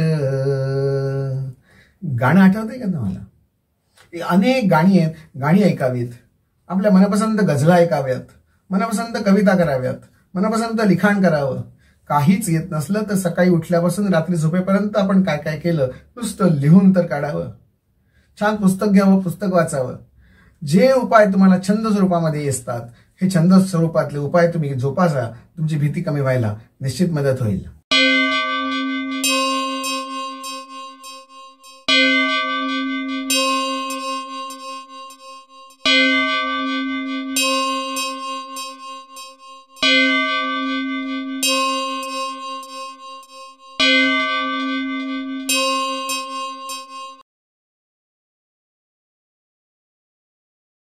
सकाळी सकाळी हा जर कषाय आपण घेतला तर थोडीशी भूक भागल्यासारखी होते, परंतु जेवण संध्याकाळी 7 वाजता झालेलं आहे, सकाळी थोडासा कषाय झालेला आहे, त्याने देखील अग्निवर्धन झालेलं आहे. मग आता नाश्ता किंवा न्याहारी काय करायची? अर्थात याला बंधन आहे, क्वारंटाईन नाश्ता. म्हणजेच काय, आपल्याला बाहेर कुठेही जाता येत नाहीये, घरात जे सामान उपलब्ध आहे त्याच्यातनं आपल्याला नाश्ता बनवायचा आहे. मी म्हणतो नाश्ता कशाला बनवायचा, एकदम जेवूनच घ्यावं ना. कारण बघा ना, संध्याकाळी 7 वाजता आपलं जेवण झालंय, 7 ते 8, 9, 10, 11, 12, 1, 2, 3, 4, 5, 6 आणि 7 तब्बल 14 तास गेलेले आहेत. आणि सकाळी 7 वाजता हा कषाय झालेला आहे, 8-9 वाजता चरचरीत भूक लागते. अशा वेळेला काय करायचं, सरळ जेवावं. 2 तास जे आहेत ह्या 2 तासामध्ये छान जेवावं. जेवणासाठी काय करावं, सिंपल पारंपरिक आहार करावा. वरण आणि भात आणि त्याच्यावर तूप आणि लिंबाची फोड असलंच तर कैरीचं लोणचं. आता ह्या कैऱ्या ज्या असतात ह्या जवळपासच्या झाडाला कुठेतरी लागलेल्या असतात, त्या पडलेल्या असतात, दगड मारून पाडलेल्या असतात. आणि ह्या कैरीवर नुसतं मिरची पूड आणि तेल आणि मीठ. अरे वा, ह्याला कर्मठ असं म्हणतो आम्ही. शाळेत जाताना आम्ही हे सगळं कर्मठाचं साहित्य एकेकान घेऊन यायचं आणि शाळेत जाऊन ह्या कैरीचं कर्मठ करायचं आणि खायचं. मी कर्मट जरी घेतलं तरी चालतं. समजा नाहीच मिळालं, टोमॅटो असतील तर टोमॅटोची भुर्जी करायची. तेल घ्यायचं, तेलावर लसूण फ्राय करून घ्यायची, मिरचीचे चॉप करून तुकडे घालायचे, मिरची पूड घालायची, असलाच तर पावभाजी मसाला आणि थोडासा चाट मसाला आणि टोमॅटो चॉप करून घ्यायचा आणि ते अगदी स्मॅश करून घ्यायचं. ही टोमॅटोची जी भुर्जी आहे, वरण भात तूप आणि टोमॅटोची भुर्जी, दुसऱ्या कसल्याही उसळीची पण गरज नाहीये आणि भाज्यांची त्यापेक्षा नाहीये. मुंबई पुण्यामध्ये तुम्ही बघितलं का की गर्दी सगळ्यात जास्ती कुठे होतीये बाहेर? ते सगळ्या भाज्या खरेदी करण्यासाठी सगळ्यांच्या उड्या पडत आहेत. मला कळत नाहीये की ही भाजी खरेदीसाठी एवढी गर्दी का करावी. भाज्या खरेदी करूच नका असं मी म्हणेन. दुधाच्या डेअरीमध्ये एवढी गर्दी होत नाहीये, एवढी ती भाज्या घेण्यासाठी गर्दी होते. ह्या भाज्या खरेदी थांबवलं पाहिजे. बरं, ह्या भाज्या सगळ्या केमिकलवर पिकवलेल्या आहेत हे माहितीये तुम्हाला? त्या फ्लॉवरवर कीड नाहीये, वांग्यामध्ये कीड नाहीये, माठाला कीड नाहीये, पालकाला कीड नाहीये. याचा अर्थ यावर सगळ्यावर केमिकल फवारलेलं आहे आणि ह्याच्यावरचं केमिकल फवारणी झाल्यामुळे आपल्या शरीरावर आपल्याला फवारणी करून घ्यावी लागते. हे लक्षात येते का तुमच्या? आपल्या शरीरावर देखील फवारणी केली जाते. सॅनिटायझेशन जे आपल्या शरीराला केलं जातंय, वाहनांना केलं जातंय, सगळीकडे जे केलं जातंय, ह्याची गरज का लागली आहे? तर या गरजेचं कारण आहे की आपलं हे वाढलेलं प्रदूषण. वाढलेल्या प्रदूषणातनं आपण बनवत असलेला आहार जो आहे हा देखील तेवढाच प्रदूषित असणार आहे. त्यामुळे आपल्या पारंपरिक आहारामध्ये जे पारंपरिक तांदूळ मिळतात, ज्याला आपण साठे साळ म्हणतो, हे तांदूळ मिळवण्याचा प्रयत्न करा. तांदूळ 2 वर्ष जुने वापरावे असं सांगितलेलं आहे. आपण अनेक वर्षे हे सांगतोय की जुने तांदूळ वापरा. अपेक्षा आहे की तुमच्या घरात तांदळाचा स्टॉक भरपूर केलेला असेल. गेल्या वर्षीपासून जे माझे व्हिडिओ ऐकतायत त्यांना माहिती आहे की तांदूळ जुना वापरायचा आहे. त्यामुळे तांदूळ तर घरात निश्चितपणे असणार आहे. ही बेगमी आहे. पुढे येणारं 2 वर्ष दुष्काळ जरी पडला तरी घरामधला स्टॉक आपला कायम राहावा अशी अपेक्षा असेल तर तांदूळ जुना वापरायचा. जुन्या तांदळाचा भात पेच काढून भात करायचा, कुकरचा भात करायचा नाही. तुरडाळ जी आहे ही छानपैकी पितळीच्या पातेल्यामध्ये शिजवायची आणि तुरडाळ जर शिजत नसेल तर त्याच्यात थोडासा करवंटीचा तुकडा टाकायचा आणि तेल घालायचं की ही डाळ लवकर शिजते. आणि ही डाळ शिजलेली जी असते ही छान घोटून घ्यायची. त्याच्यामध्ये मीठ घालायचं, हिंग घालायचा, हळद घालायचं की डाळीचं वरण तयार झालं. हवी असेल तर फोडणी, नाहीतर बिन फोडणीचं देखील वरण खूप छान होतं. हे वरण भात, त्याच्यावर तुपाची धार सोडायची, लिंबाची फोड पिळवायची. आपल्याकडे सगळं हे साहित्य आहे. ह्या क्वारंटाईनच्या दिवसातलं भोजन कसं असावं तर हे पारंपरिक पद्धतीचं असावं, पचायला हलकं असावं आणि भरपूर प्रोटीनयुक्त असावं. आजच्या भाषेत बोललं की सगळ्यांना ते पटकन असे कान टवकारले जातात. प्रोटीन असलेलं धान्य म्हणजे सगळी कडधान्य, सगळी द्विदल धान्य जी आहेत. एखादी उसळ केली तरी चालू शकेल. त्याच्यात सगळ्यात चांगली आहे ही मुगाची उसळ, मटकीची उसळ, मसुरीची आमटी. हे देखील पर्याय खूप चांगले राहू शकतात. न्याहारी आणि जेवण हे एकच जर झालं तर आपल्याला दुपारपर्यंत पोट सगळं पॅक होऊन जातं. तुम्हाला समजा जेवण नको असेल, निहारी करा. मग त्याच्यामध्ये पोहे आहेत, मग हात पोहे असतील, फोडणीचे पोहे असतील, दडपे पोहे असतील किंवा चिंचगुळाचे पोहे असतील. पोह्यांचे इतके प्रकार आहेत आमच्याकडे. 14-15 प्रकारचे पोहे आमच्याकडे केले जातात. उपीट आहे. उपीट सुद्धा तुम्ही 1-2-3 प्रकारचं करू शकता. तिखट उपीट करू शकता, कढीपत्त्याच्या फोडणीचं, लसूण घातलेलं, कांदा घातलेलं, हळद न घातलेलं. बाजारात आपल्याला जसं उडपी पद्धतीचं उपीट मिळतं, त्याच्यामध्ये उडीद डाळ पण घातलेली असते, तेलात जराशी फ्राय केलेली असते. क्रंच खूप छान लागतो. शेंगदाणे सुद्धा घालू शकता आणि वर घातलेलं खोबरं आणि कोथिंबीर. हे उपीट देखील तुम्ही 1 डिश खाण्याची आवश्यकता नाही. 2, 3, 4 डिश भरून खाल्लं तरी चालू शकेल. फक्त त्याच्यावर चहा आणि दूध घ्यायचं नाही मात्र. आणि हे तुमचं घेतलं की दुपारपर्यंत तुम्हाला अजिबात भूक लागणार नाही. दुपारी काय करायचं तर दुपारी एखाद दुसरा लाडू खायचा, चिक्की खायची, गुळ शेंगदाणे खायचे आणि दुपारपर्यंत खेळायचं. पत्त्यानी खेळायचं, बुद्धिबळानी खेळायचं, कॅरमनी खेळायचं. तुम्हाला जे धुडगूस घालायचं आहे, गादीवर खेळायचं.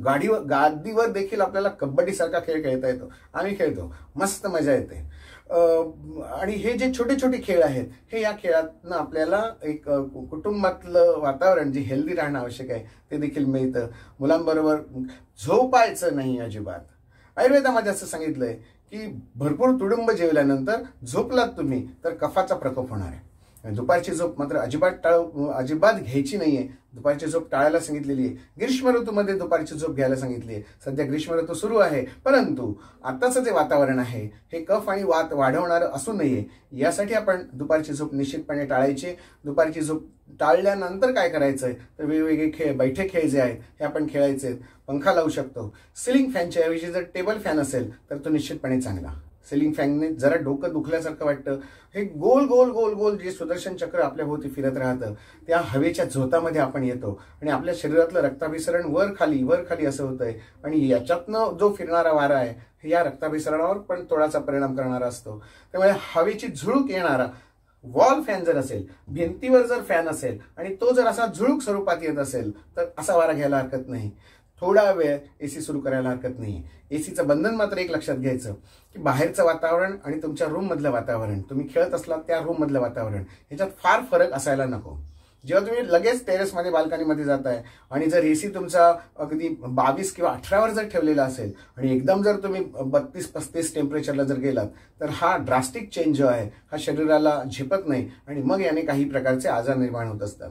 त्यामुळे जेव्हा तुम्ही रूममध्ये येता अर्धा पाऊण तास तसाच जाऊ देत, तुमचं शरीर त्या वातावरणाशी ऍडजस्ट होऊ देत आणि मग एसी सुरू करा. 25वरच एसी ठेवायचा, 26वर ठेवलात तरी चालू शकेल, त्यापेक्षा कमी नको. आणि स्विंगवर ठेवायचा, असा झुलता फिरता जर असेल तर ठीक आहे, अर्धा तास सुरू ठेवायचा, पुन्हा बंद करायचा, पुन्हा दार खिडकी उघडी ठेवायची, पुन्हा बाहेरची हवा आतमध्ये घ्यायची. अशा पद्धतीने आपण टेक्नॉलॉजी जी आहे या टेक्नॉलॉजीचा वापर करून सुद्धा आपलं हे जे क्वारंटाईन आहे हे अत्यंत चांगलं सुखकर घर घेऊ शकतो. आंघोळ झालेली आहे, दुपारच्या वेळेला पुन्हा एकदा आंघोळ केली तरी चालू शकणार आहे, कारण आपण दुपारी जेवणारच नाही आहोत. सकाळी आपला न्याहारी कम जेवण झालेलंच आहे, 2-3 तास होऊन गेलेले आहेत. दुपारी 3-4 वाजता पुन्हा एकदा थंड पाण्याची जर आंघोळ केलीत, डोक्यावरून आंघोळ करायची, आलेला घाम असतो हा सगळा घाम निघून जातो आणि अंग पुसण्यासाठी ओला टॉवेल वापरायचा. आताचं जे वातावरण आहे ह्या वातावरणामध्ये ओला पंचा किंवा ओला टॉवेल पिळून घेतलेला याने जर अंग पुसलं तर अंगावर थोडासा पाण्याचा अंश राहील. हा थोडासा पाण्याचा अंश राहिलेला चांगला. या वातावरणामध्ये दुपारच्या वेळेच्या आंघोळीचं मी सांगतोय, सकाळच्या आणि संध्याकाळच्या आंघोळीचं नाही सांगत आहे. दुपारच्या वेळेला केली जाणारी जी आंघोळ आहे यावर तुमच्या अंगावर थोडीशी आर्द्रता, थोडंसं मॉइश्चर, थोडंसं पाणी हे थोडंसं शिल्लक राहू दे. आणि यानंतर तुम्ही कोणत्याही प्रकारचं पुस्तक वाचा. पुस्तक वाचण्यासाठी आपल्याकडे अनेक प्रकारची पुस्तकं, अनेक प्रकारचे विषय, साहित्य, त्याच्यामध्ये तुम्हाला जो आवडतोय तो विषय त्याच्यामध्ये घ्या. अनुवादित साहित्य आपल्याकडे आहे.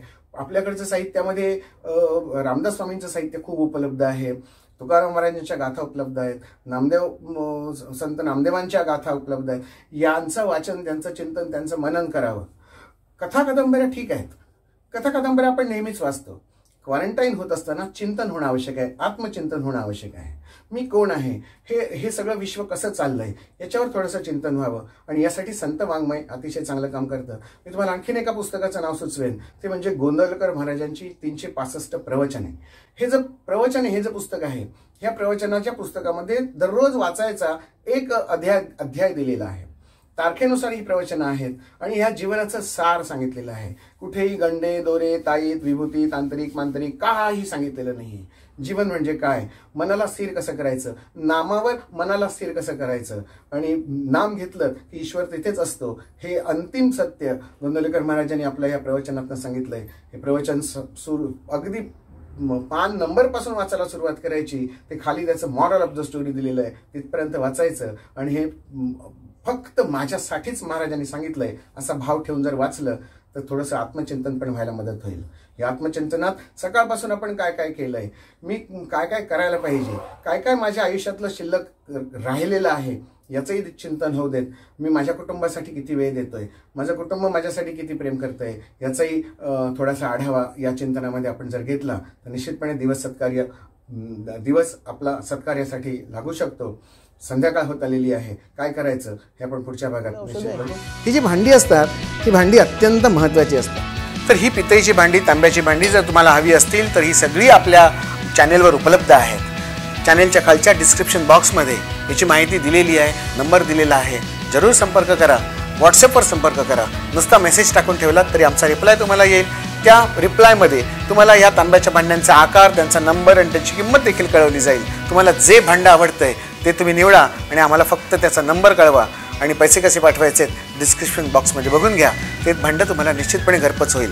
कोणाला भेट देण्यासाठी, ही आरोग्याची भेट असेल, तुमच्या घरात आरोग्य आणण्यासाठी ही आरोग्याची भेट स्वीकारलेली असेल, भाऊबीजेच्या वेळेला असेल, पाडव्याच्या वेळेला असेल, कुठच्या तरी रिटर्न गिफ्टच्या वेळेला अशी भेट कायमची आठवण राहील तुमची आणि आमच्या चॅनेलची सुद्धा.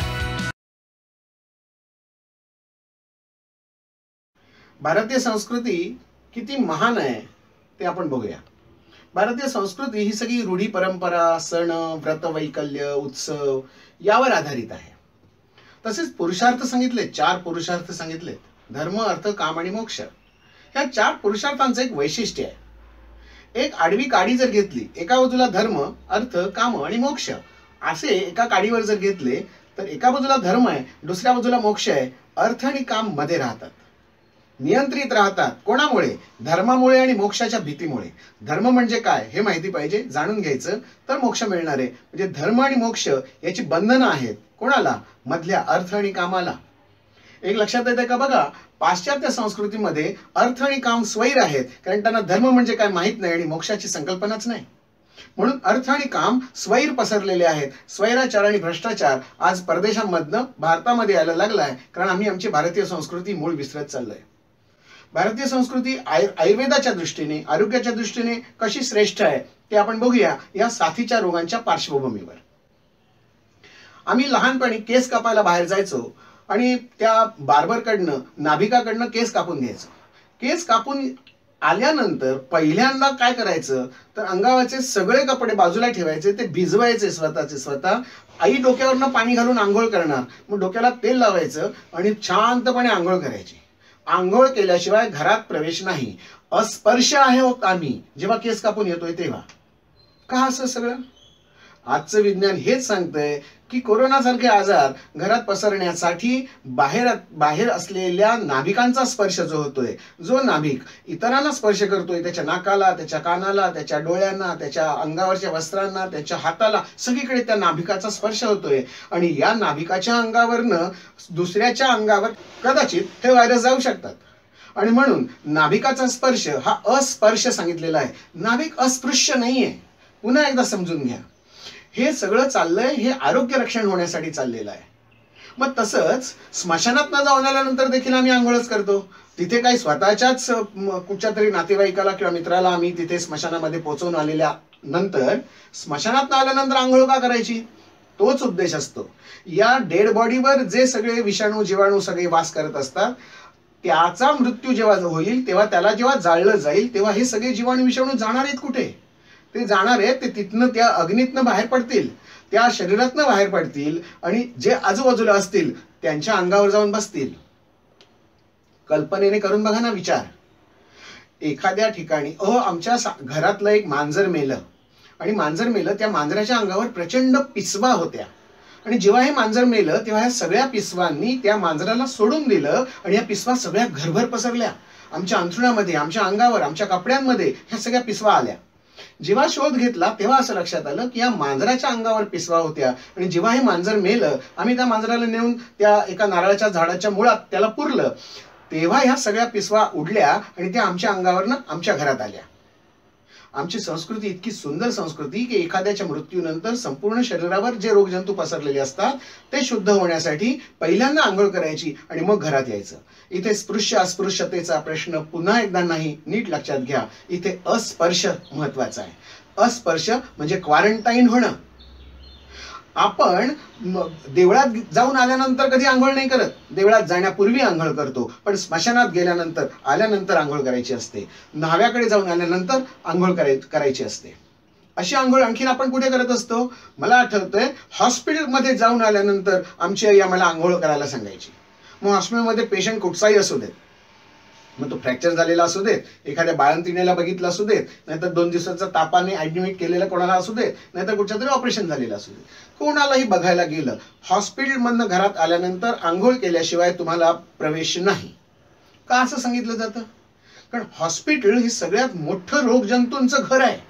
अनेक प्रकारचे रोगी तिथे आलेले असतात. ह्या रोगांचे एकमेकांच्या अंगावर होणारे जे संक्रमण आहे हे जेव्हा ते रुग्ण, त्याचे नातेवाईक जेव्हा त्याला बघायला जातील तेव्हा सुद्धा हे जंतू संसर्ग होत असतो. आयुर्वेदामध्ये एक सूत्र सांगितलेलं आहे, प्रसंगात गात्र संस्पर्शात निश्वासात सह भोजनात एकशय्यासनादपि वस्त्रमाल्यानुलेपनात.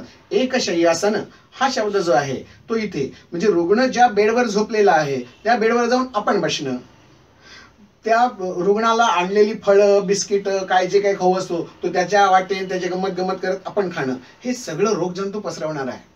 त्यामुळे जो डबा त्या रुग्णासाठी आणलेला आहे तो डबा त्याने खाऊन संपल्यानंतर उरलेलं टाकून द्यायचंय, ते इतरांनी वापरायचं नाहीये. हे सगळं क्वारंटाईन होणं नाहीये का? हे अलगीकरणच आहे. हे होणं अत्यंत आवश्यक आहे, कारण आपलं आरोग्य चांगलं राहिलं तरच आपल्या घरातल्यांचं आरोग्य चांगलं राहणार आहे. हे रोगजंतू सगळे मी घरात घेऊन आलो आणि मी घरात तसाच फिरलो, घरभर नाचलो, घरात स्वयंपाकघरात गेलो, देवघरामध्ये गेलो, इकडे तिकडे खेळलो, मुलांबरोबर खेळलो आणि मग आंघोळ केली, तर माझ्या अंगावरचे जंतू ह्या सगळ्यांवर जाणार नाहीयेत का? याचा थोडासा गांभीर्याने विचार करणं आवश्यक आहे. न्हाव्याकडे जाऊन येणं, हॉस्पिटलमध्ये जाऊन येणं, स्मशानामध्ये जाऊन येणं आणि त्यानंतर आंघोळ करणं हे एक प्रकारचं क्वारंटाईन होय. एक लक्षात येते का बघा, हा सगळा क्वारंटाईनचा प्रकार फक्त भारतामध्येच, कारण हा भारतीय संस्कृतीचं एक अविभाज्य अंग आहे. आपल्या संस्कृतीमध्ये अशा आणखीनही पाऊलखुणा आहेत की जिथे आपल्याला अलगीकरण सांगितलेलं आहे, अस्पर्शता सांगितलेली आहे. सोवळं पाळलं जातं हॉस्पिटलमध्ये, हे अलगीकरण नाहीये. एखाद्या ऑपरेशन थिएटरमध्ये डॉक्टर आपल्या युनिफॉर्ममध्ये आहेत, त्यांनी स्वतःला क्वारंटाईन करून घेतलेलं आहे, त्यांनी विशिष्ट प्रकारचे ग्लोव्ज घातलेले आहेत, डोक्यावर कॅप घातलेली आहे, मास्क बांधलेला आहे, अंगावर ॲप्रन चढवलेला आहे आणि आता ते रुग्णाच्या जवळ जाणार आहेत आणि म्हणून ते दुसऱ्या कोणालाही अलाव करत नाहीत. ते स्वतः खोलीत बंदिस्त होऊन घेतात. हे क्वारंटाईन नाहीये, हे अलगीकरणच आहे. पण हॉस्पिटलमधलं हे जे अलगीकरण आहे हे जगामध्ये सगळ्या हॉस्पिटलमध्ये असंच दिसतं. पण भारतीय संस्कृतीचं वैशिष्ट्य असं आहे की हे जे देवघरातलं सोहळं आहे, हे देवघरातलं सोहळं देखील अलगीकरणाचंच आहे. स्वयंपाकघरातलं सोहळं देखील अलगीकरणाचंच आहे. स्वयंपाकघर आणि देवघर या दोन्ही घरांमध्ये आपले सगळे ठेवणीचं सामान आणि जिथनं आहारशास्त्राची सुरुवात होते, जिथून अध्यात्मशास्त्राची सुरुवात होते, हे सगळं शुद्ध असावं, पवित्र असावं असं वाटत नाही काय? म्हणून भारतीय संस्कृतीला शरण गेल्याशिवाय यातल्या अलगीकरणातलं महत्त्व आपल्या लक्षात येणार नाही. जे इतर जगामध्ये नाही, इतर देशामध्ये नाही, जे आपल्या देशामध्ये आहे त्याचा अभ्यास करणं, सायंटिफिकरित्या अभ्यास करणं, विज्ञाननिष्ठ आचरण करून अभ्यास करणं आणि या सगळ्यांचा दुष्य देश बल काल वय प्रकृती भूक सत्व सात्म्य आणि आहार या अवस्थांचा विचार करून संशोधन होणं आवश्यक आहे. आजच्या संशोधनाच्या मर्यादा या विज्ञानाने स्पष्ट केलेल्या आहेत. गुणात्मक आकडेवारी प्रसिद्ध करणं म्हणजे संशोधन असंच विज्ञान सांगतं, परंतु त्याहीपेक्षा आयुर्वेदाच्या कक्षा ह्या फार मोठ्या आहेत. पुन्हा एकदा आयुर्वेदाला या भारतीय संस्कृतीशी जोडून जर घेतलं तर ह्याचा वाईड अँगल आपल्याला निश्चितपणे दिसेल. हा वाईड अँगल आमच्या सरकारपर्यंत जाऊ देत आणि आयुर्वेदाला एक मान्यताप्राप्त शासन मान्य प्राप्त एक पॅथी म्हणून सरकारी मान्यता, राजमान्यता मिळावी हीच या प्रसंगी ईश्वरचरणी प्रार्थना.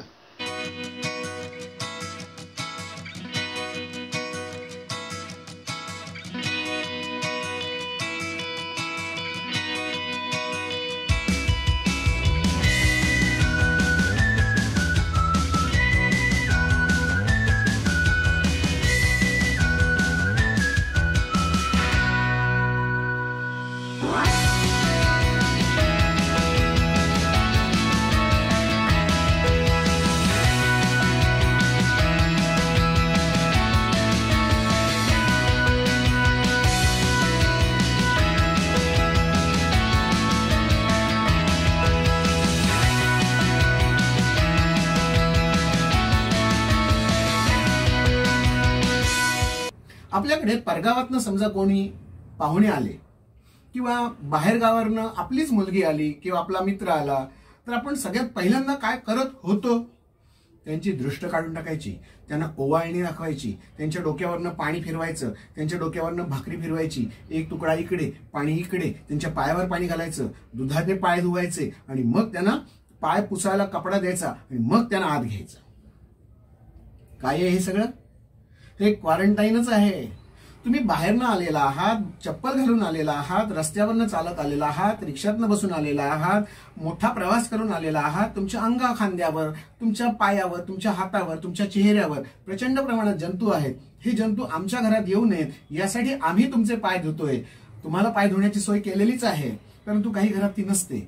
मग पायावर पाणी घालून डोळ्यांना सुद्धा पाणी लावलं जातं, त्यांना आरतीने ओवाळलं जातं आणि त्यांच्या अंगावरनं फिरणारे जे जंतू असतात त्यांना या भाकरीचं आमिष दाखवून तिकडे सोडलं जातं घराच्या बाहेर. केवढी मोठी उदात्त संस्कृती आहे. या जंतूंना सुद्धा जे खायला पाहिजे ते आम्ही देतोय म्हणून पायावरचं दूध आणि हातातली भाकरी ही 2 दिशांना टाकली की त्या पाहुण्याला शुद्ध करून घरात घेण्याची आमची संस्कृती आहे. शुद्ध करण्याचा आणखीन एक आपल्याकडे प्रकार म्हणजे गोमूत्र सिंचन. तुळशी पत्र हातात घेऊन सगळीकडे गोमूत्राचा शिडकावा करायचा शुद्धीकरणासाठी हे सांगितलेलं आहे. अपवित्र पवित्रो वा सर्वावस्था गतोपिवा सर्वावस्था गतोपिवा अशा प्रकारचा हा श्लोक सांगितलेला आहे. हा मंत्र म्हणत सगळीकडे जर आपण सिंचन केलं तर रोगजंतूंचा नायनाट तर होणारच आहे. मंत्रांमध्ये देखील ताकद असते, परंतु तो आत्ताचा आपला विषय नाही. परगावातनं येणाऱ्या माणसांवर जसं आपण शुद्ध करून घेतो तसं आमच्या कोकणामध्ये जेव्हा गणपतीची मूर्ती निर्जीव स्वरूपातली आमच्या घरात आणतो, गणपतीला आणणारा गणपतीची चतुर्थी त्याचा आदला दिवस आहे. आदल्या दिवशी ही सगळी तयारी, गणपतीची मूर्ती अशी हातावरनं घेऊन येत आहेत आणि हातात घेऊन आलेल्या मूर्तीला देखील ओवाळलं जातं, मूर्ती घेऊन येणाऱ्याला देखील ओवाळलं जातं. कारण जिथे ह्या मूर्त्या बनवल्या जातात तिथे असलेली गर्दी आणि त्यांच्या अंगावरचा जंतू संसर्ग इतरांना त्रास देऊ नये, आमच्या घरात येऊ नये यासाठी दृष्ट काढणं हा प्रकार आमच्याकडे केला जातोय. हे प्रकारचं क्वारंटाईन होणं नव्हे का? निश्चितपणे हे पण एक क्वारंटाईन होणंच आहे. आणखीन भारतामध्ये एक संस्कृती आहे जी जगात अन्य कोणत्याही देशात नाही, पण आम्ही क्वारंटाईन होत असतो घरात जन्म झाल्यानंतर आणि मृत्यू झाल्यानंतर देखील. भारतातल्या कोणत्याही खेडेगावातल्या कोणत्याही घरामध्ये जर तुम्ही विचारलं तर ही पद्धत अजूनही प्रचलित आहे. ह्या बाळंतिणीसाठी खोली असते. ह्या बाळंतिणीला जेव्हा हॉस्पिटलमधनं घरी आणलं जातं 3ऱ्या दिवशी 5व्या दिवशी, तेव्हा या बाळंतिणीला संपूर्णपणे क्वारंटाईन केलं जातं, अलगीकरण केलं जातं. तिचं जेवण तिला वेगळं दिलं जातं, तिचं आंघोळीचं पाणी तिला वेगळं दिलं जातं. तिच्या घरात तिच्या खोलीमध्ये सतत धूप घातला जातो. तिने बाहेर यायचं नाही, तिने बाहेरच्या कुठच्याही व्यक्तीला स्पर्श करायचं नाही. ती आणि तिचं बाळ सुरक्षित राहावं यांच्यासाठी, यांच्यावर देखरेख करण्यासाठी आणखीन एक दाई असते. ही दाई देखील क्वारंटाईन होत असते. तिला येता जाताना कोणालाही स्पर्श तिला करून चालत नाही.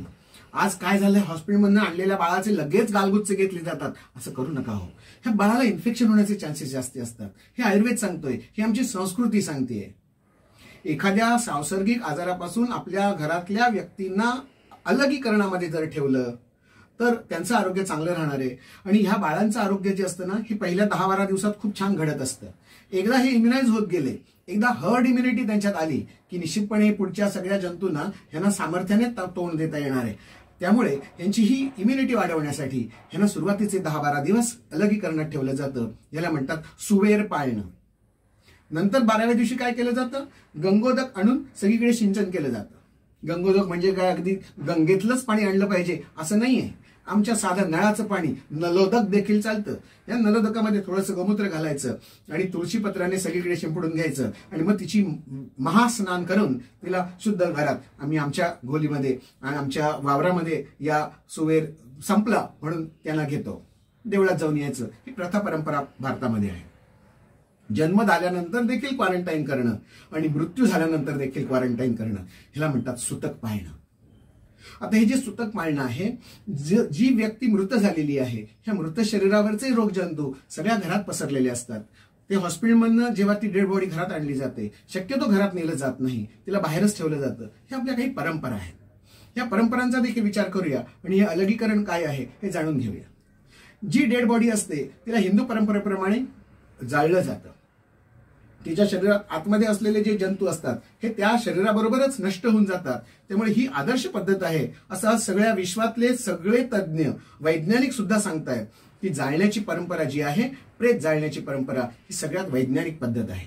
असू देत, या घरात काय चाललंय, 11 दिवस या घरातल्या सगळ्यांना क्वारंटाईन केलं जात होतं. आता ह्या परंपरा लोप पावत चाललेल्या आहेत.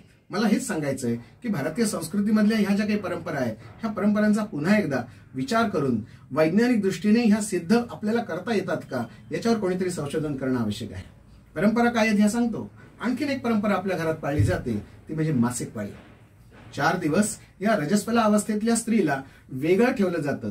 तिला घरात स्पर्श करायला दिला जात नाही, तिला पाण्याला स्पर्श करायचा नाहीये, कपड्याला स्पर्श करायचा नाहीये, जेवणासाठी तिने घरात यायचं नाहीये. 4 दिवस पूर्ण विश्रांती घ्यायची. व आज टीव्हीवरच्या जाहिरातींमध्ये देखील ह्या सगळ्या वयात आलेल्या मुलींना रजस्वला अवस्थेमध्ये देखील डोंगर चढताना, उड्या मारताना, सायकल चालवताना, राफ्टिंग करताना दाखवलं जातंय. हे त्या मुलीचं आयुष्य किती आपण कमी करतोय याच्याकडे आपण लक्ष देणार नाही आहोत का?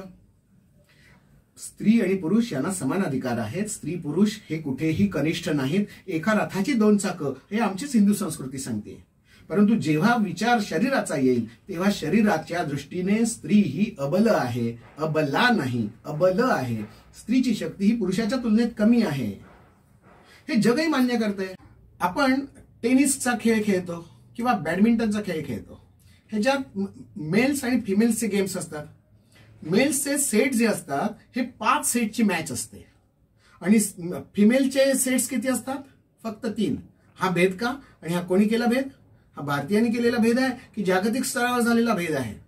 स्त्रियांसाठी फक्त 3च गेम खेळले जातील, 3च सेट खेळले जातील, पण पुरुषांसाठी मात्र 5.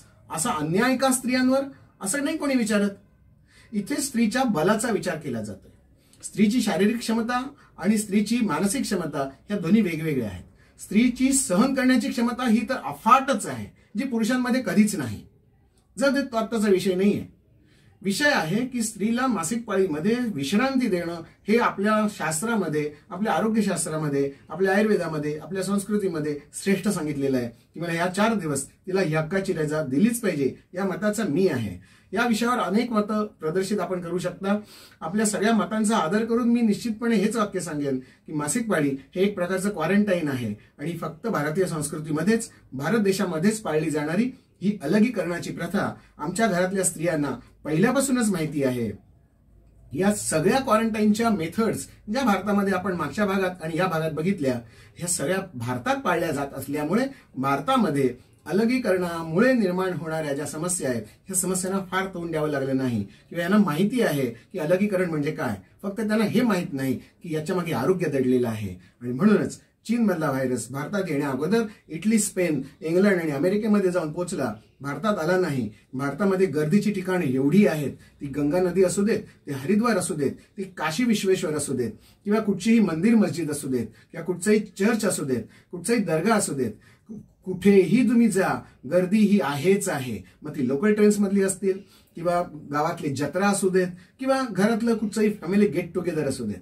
भारतातली सगळी माणसं ही उत्सवप्रिय असतात, एकत्र येण्यासाठी जास्ती धडपडत असतात आणि याच्यातनंच कदाचित हर्ड इम्युनिटी वाढत असेल आणि ह्या रोगजंतूंना आपोआपच प्रतिकार केला जात असेल.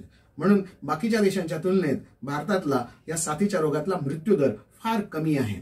1 मिलियन लोकसंख्येमागे बाकीच्या सगळ्या देशांमध्ये मृत्यूदर हा 300 ते 350 आहे. पुन्हा एकदा सांगतो, 1 मिलियन मागे 300 ते 350 माणसं मरतायत या कोरोनामुळे इतर देशामध्ये. पण भारतामधला आज जागतिक स्तरावर सांगितलेल्या आकड्यांचा आधार घेऊन सांगतोय, आज रोजी भारतातला हा आकडा फक्त 0.28% आहे. हा एवढा मृत्यूदर कमी का आहे? बाकीच्या देशांमध्ये सुद्धा अलगीकरण केलं जातंय. बाकीच्या देशामध्ये, याही देशामध्ये अलगीकरण आणि त्याच पद्धतीने सगळ्या प्रथा पाळल्या जात आहेत ज्या आरोग्याशी संबंधित आहेत. हातपाय धुणं, साबणाने चेहरा धुणं किंवा क्वारंटाईन होणं किंवा जे काही मास्क बांधणं वगैरे जे उपाय सरकार सांगतंय ते केली जातच आहेत. याहीपेक्षा भारतीय संस्कृतीमधल्या आणखीन ज्या काही गोष्टी आहेत, ज्या भारतीय पहिल्यापासूनच करतायत, त्या करत असल्यामुळे भारतामध्ये या कोरोनाचा शिरकाव आपण व्हायला दिलेला नाही. कारण आम्हाला माहिती आहे की रोगजंतूंशी मुकाबला कसं करायचं. अजूनही आपल्याला घरातच थांबायचं आहे, कुठेही बाहेर जाऊ नका. भारतीय संस्कृतीचा आदर करा. हे निमित्त आहे भारतीय संस्कृतीचा अभ्यास करण्यासाठी. पुन्हा एकदा भारतीय संस्कृतीचा वैज्ञानिक दृष्टीने अभ्यास करूया आणि स्वतःला जगासमोर सादर करूया.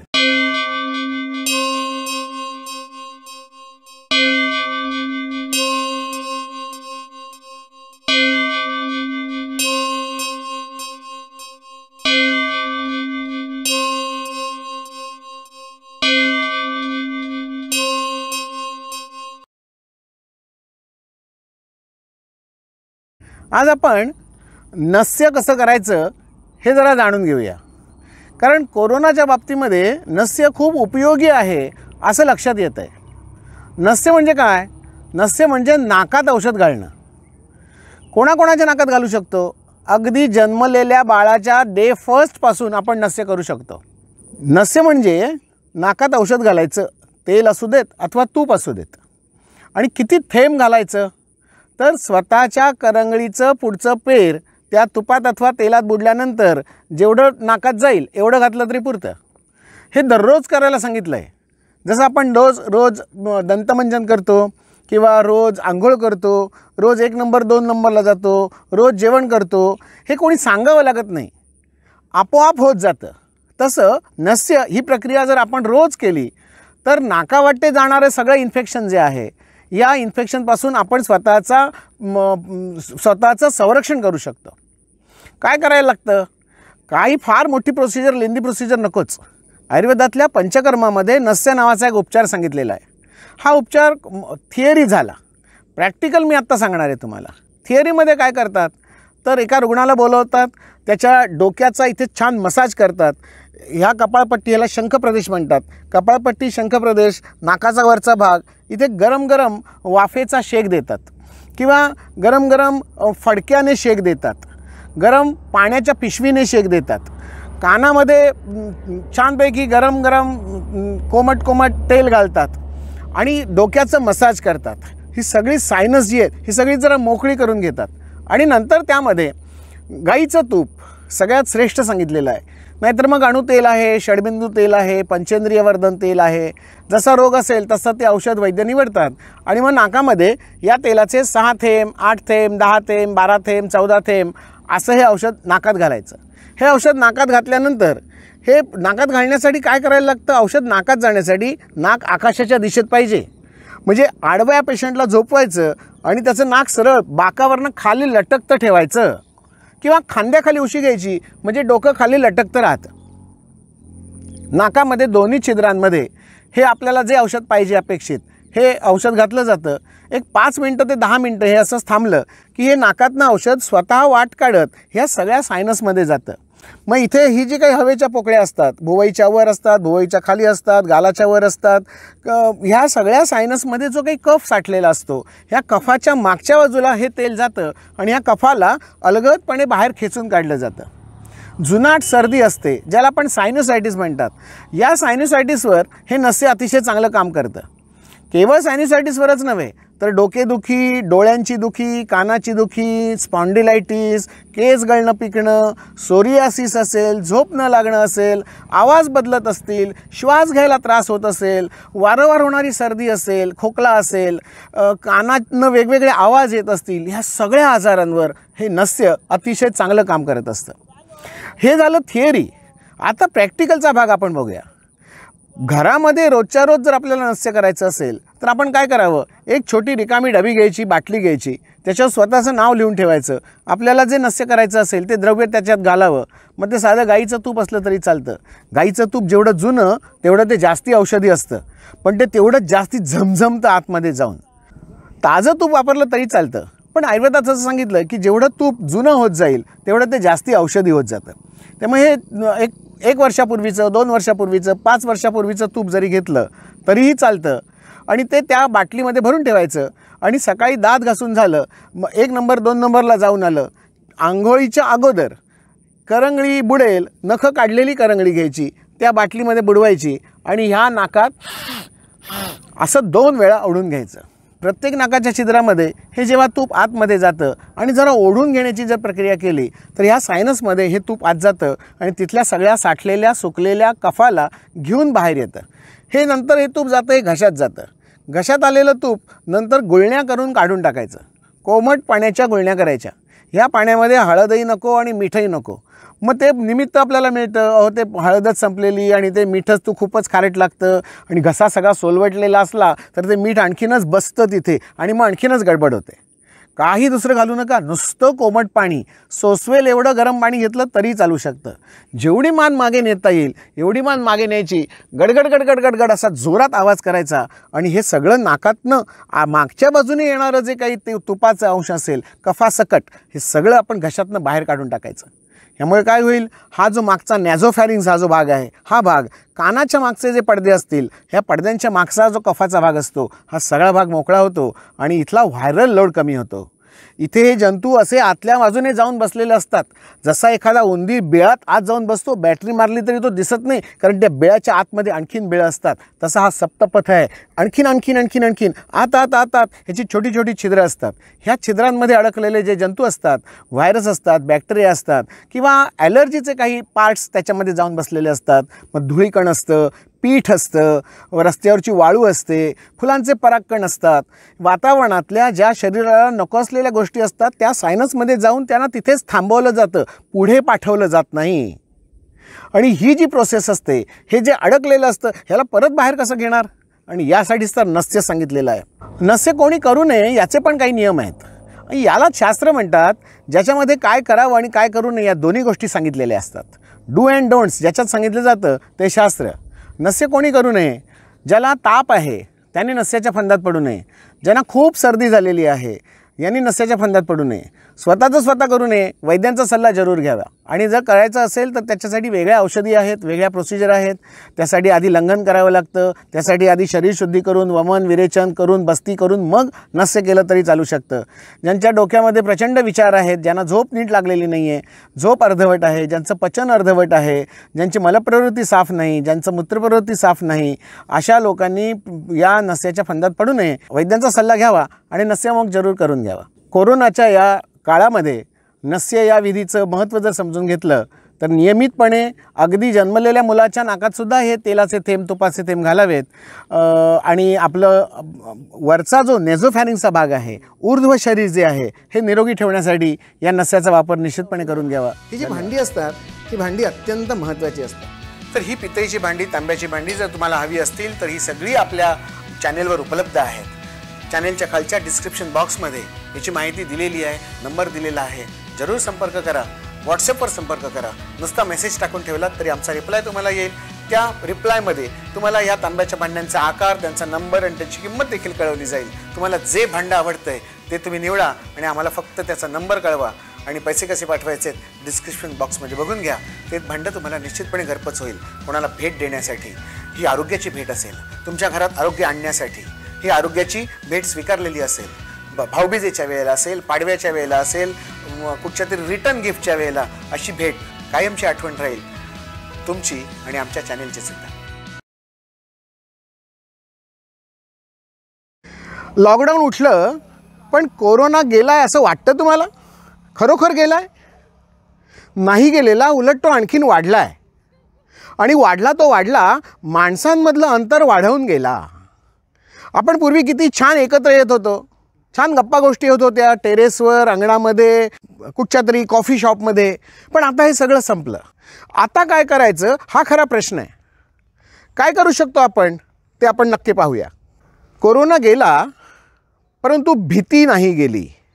भीती गेली काही अंशी, परंतु पुन्हा पुन्हा ज्या बातम्या ऐकायला येतात त्याने पुन्हा अस्वस्थ व्हायला होतं. आणि म्हणून हे पुन्हा पुन्हा व्हिडिओ आपल्याला टाकावे लागतात. काय करायला पाहिजे नेमकं? साधे सोपे नियम, घरी जे पूर्वी आजीने नियम सांगितलेले होते हे नियम पुन्हा एकदा आठवूया. चप्पल आम्ही घराच्या बाहेर काढत होतो आणि घरात येत होतो, तसं पुन्हा सुरू केलं पाहिजे. हातपाय धुतल्याशिवाय घरात यायचं नाही, किंवा हातपाय धुतल्याशिवाय जेवायचं नाही, आंघोळ केल्याशिवाय स्वयंपाकघरात जायचं नाही. ही शुचिर्भूतता आपल्याला नको का? कोरोनाचा प्रतिकार करण्यासाठी ही शुचिर्भूतता आपल्याला येणंच आवश्यक आहे. काळ शिकवून गेला असं आपल्याला म्हणता येऊ शकेल. आपल्याला हे तरी शिकलंच पाहिजे. जेव्हा चार चौघात आपल्याला जायचं असतं तेव्हा सोशल डिस्टन्सिंग हे पाळलंच पाहिजे. हे सोशल डिस्टन्सिंग पाळलं नाही तर एका माणसापासून दुसऱ्या माणसांवर ह्या जंतूंचं संक्रमण हे होणारच आहे. आणि त्याला आपल्याला विरोध करायचा आहे. कोरोना जाणार नाही, गेलेला पण नाही आणि जाऊ शकणार पण नाही. गोवर कांचना कुठे गेले? ते तर तिथेच आहेत. त्याच्याबरोबर जगायला शिकलं पाहिजे. म्हणजे काय आपण माणसांमधला दुरावा वाढवत जायचा का आणखीन? नाही. माणसांमधली मैत्री, माणसांमधली आपुलकी, माणसांमधली माणुसकी आपल्याला तर जागृत ठेवायचीच आहे. आणि स्वतःचं संरक्षण स्वतः करायचं आहे. कारण आता सरकारने स्वतःचं संरक्षण स्वतः करा असं अप्रत्यक्षरित्या सांगून झालेलं आहे. मग आपण आपली काळजी कशी घ्यायची? तर दिवसातनं 2 ते 3 वेळा सचैल स्नान, आंघोळ करणं आवश्यक आहे. ही जर आंघोळ झाली तर आपले बऱ्यापैकी आजार कमी होत असतात. अंगावर असलेले सगळे विषाणू, जीवाणू हे या आंघोळीच्या पाण्यातनं बाहेर निघून जात असतात. साबण वगैरे लावण्याची आवश्यकता नाही आहे. साधं चण्याचं पीठ नाही तर लिंबाची साल अंगाला चोळली तरी आंघोळ स्वच्छ होते. या जनावरांची कुठे आंघोळ होत असते? जनावरं ही नुसती साबणाशिवाय आंघोळ करत असतात. कुठच्या पशुपक्षाला साबणाची आवश्यकता असते? साबण आणि अल्कोहोल हे दोन्ही गोष्टी केमिकलयुक्त आहेत. त्यामुळे यापासून सावध राहणं आवश्यक आहे असं आयुर्वेदाचं मत आहे. आयुर्वेदाचं मत म्हणजे माझं मत हो नक्की असं म्हटलं तरी चालू शकेल. केमिकलचा वापर आयुर्वेद असं सांगतो की जेवढा टाळता येईल एवढा टाळावा, तर आपल्याला निरोगी चांगलं आयुष्य जगता येईल. आपल्या सध्याच्या जीवनामध्ये ज्या केमिकलयुक्त पालेभाज्या आपण वापरतोय, केमिकलयुक्त कडधान्य वापरतोय, हे तरी आपल्याला टाळता येईल. हे टाळता येईल. पण काही गोष्टी अशा आहेत की ज्या आपण केमिकलशिवाय टाळू शकत नाही आहे. उदाहरणार्थ दूध आहे. दूध हे केमिकलयुक्तच आपल्या घरामध्ये येतं आहे, पण आपण टाळू शकत नाही आहोत. परंतु ज्या गोष्टी टाळता येत आहेत ह्या गोष्टी जरूर टाळल्या पाहिजेत. आणि यामध्ये साबण आहे, टूथपेस्ट आहे, अल्कोहोलसारखे सॅनिटायझर आहेत, किंवा आणखीन रूम फ्रेशनर आहेत, किंवा अंगावर मारणारे डिओडोरंट जे आहेत, हे सगळे हे थोडेसे केमिकल आहेत आणि ते घातकही आहेत. त्यामुळे ह्यांच्यापासून सावध राहायला पाहिजे. माणसांमधलं अंतर वाढू नये. माणसांमधलं अंतर कमी होण्यासाठी आपण तर बोललंच पाहिजे. परंतु जी गोष्ट आपल्याला सहज शक्य आहे मोबाईलवरनं, ती मोबाईलवरनं करावी. उगाचच या सगळ्याचा हव्यास करून घेण्याची आवश्यकता नाही आहे. जिथे आपल्याला कॅश ट्रान्झॅक्शन्स करायचे असतात ती आपण टाळू शकतो. जिथे आपल्याला कॅशचे व्यवहार घ्यायचे असतात हे आपण टाळू शकतो. ऑनलाईन व्यवहार जर केले तर आपल्या पैशांशी असलेला संपर्क तुटतो आणि आपल्याला जसं हवं तसं आपल्याला सेफ्टी मिळू शकते. भाजीवाल्यांकडे जातो, आता रिक्षावाल्या आणि चहावाले आणि वडापाववाल्यांकडे सुद्धा ही पे ॲप्स आहेत. ह्या ॲप्सचा आपण वापर करून घ्यायला शिकलं पाहिजे. आम्हाला माहीत नाही, आम्ही केलं नाही कधी, आम्हाला आता हे कसं जमणार असं म्हणून चालणार नाही आहे. नव्या युगात जर वावरायचं असेल तर ह्या नव्या युगातल्या सगळ्या ॲप्सशी आपला संपर्क आलाच पाहिजे आणि आपण त्याच्याशी फॅमिलियर आणि युजर्स फ्रेंडली हे झालंच पाहिजे. आणि हे जर आपण करत असू तर नक्की आपण या कोरोनाचा प्रतिकार निश्चितपणे करू शकतो आहे. कोरोनाचा जंतू संसर्ग हा प्रत्यक्ष संपर्कातनं होत असतो. कोरोना असं सांगितलं जातं आहे की तो निर्जीव आहे, काही जण म्हणतात तो सजीव आहे. काही होऊ देत, तो आपल्यापासून दुसऱ्यावर जातो आहे, तो आपल्यामार्फतच जातो आहे. आपण जर काळजी घेतली तर आपल्यापासून दुसऱ्याला आणि दुसऱ्यापासून आपल्याला कोरोना नक्कीच होणार नाही. धन्यवाद.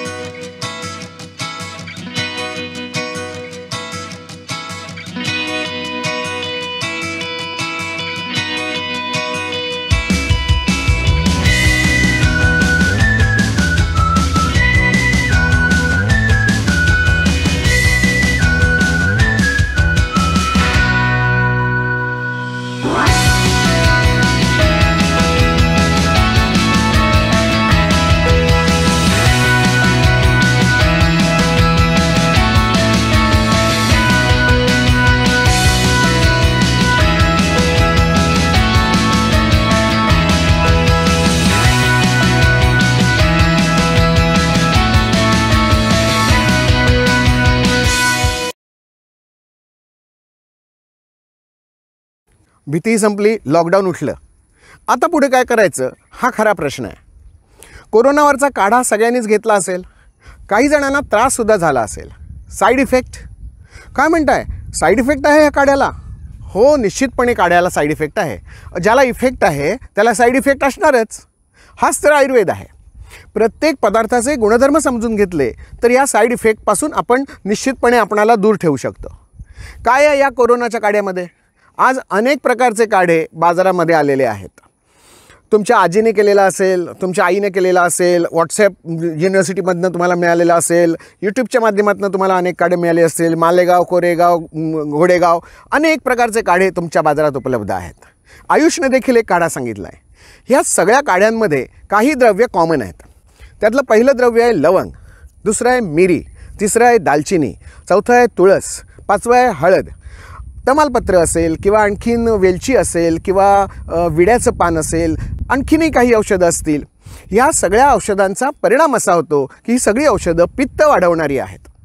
पित्त वाढवलेल्या औषधांचा त्रास काय होऊ शकतो?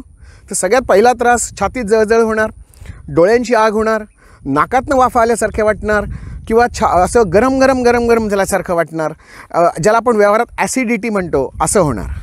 काही वेळा लघवीला त्रास होणार, काही वेळा मासिक पाळीला त्रास होणार, काही वेळा खूप राग येणार, काही वेळा संडासला सुद्धा त्रास होतो, आग होणार, जळजळ होणार, मुळव्याध उपटणार असं व्यवहारात म्हणतात.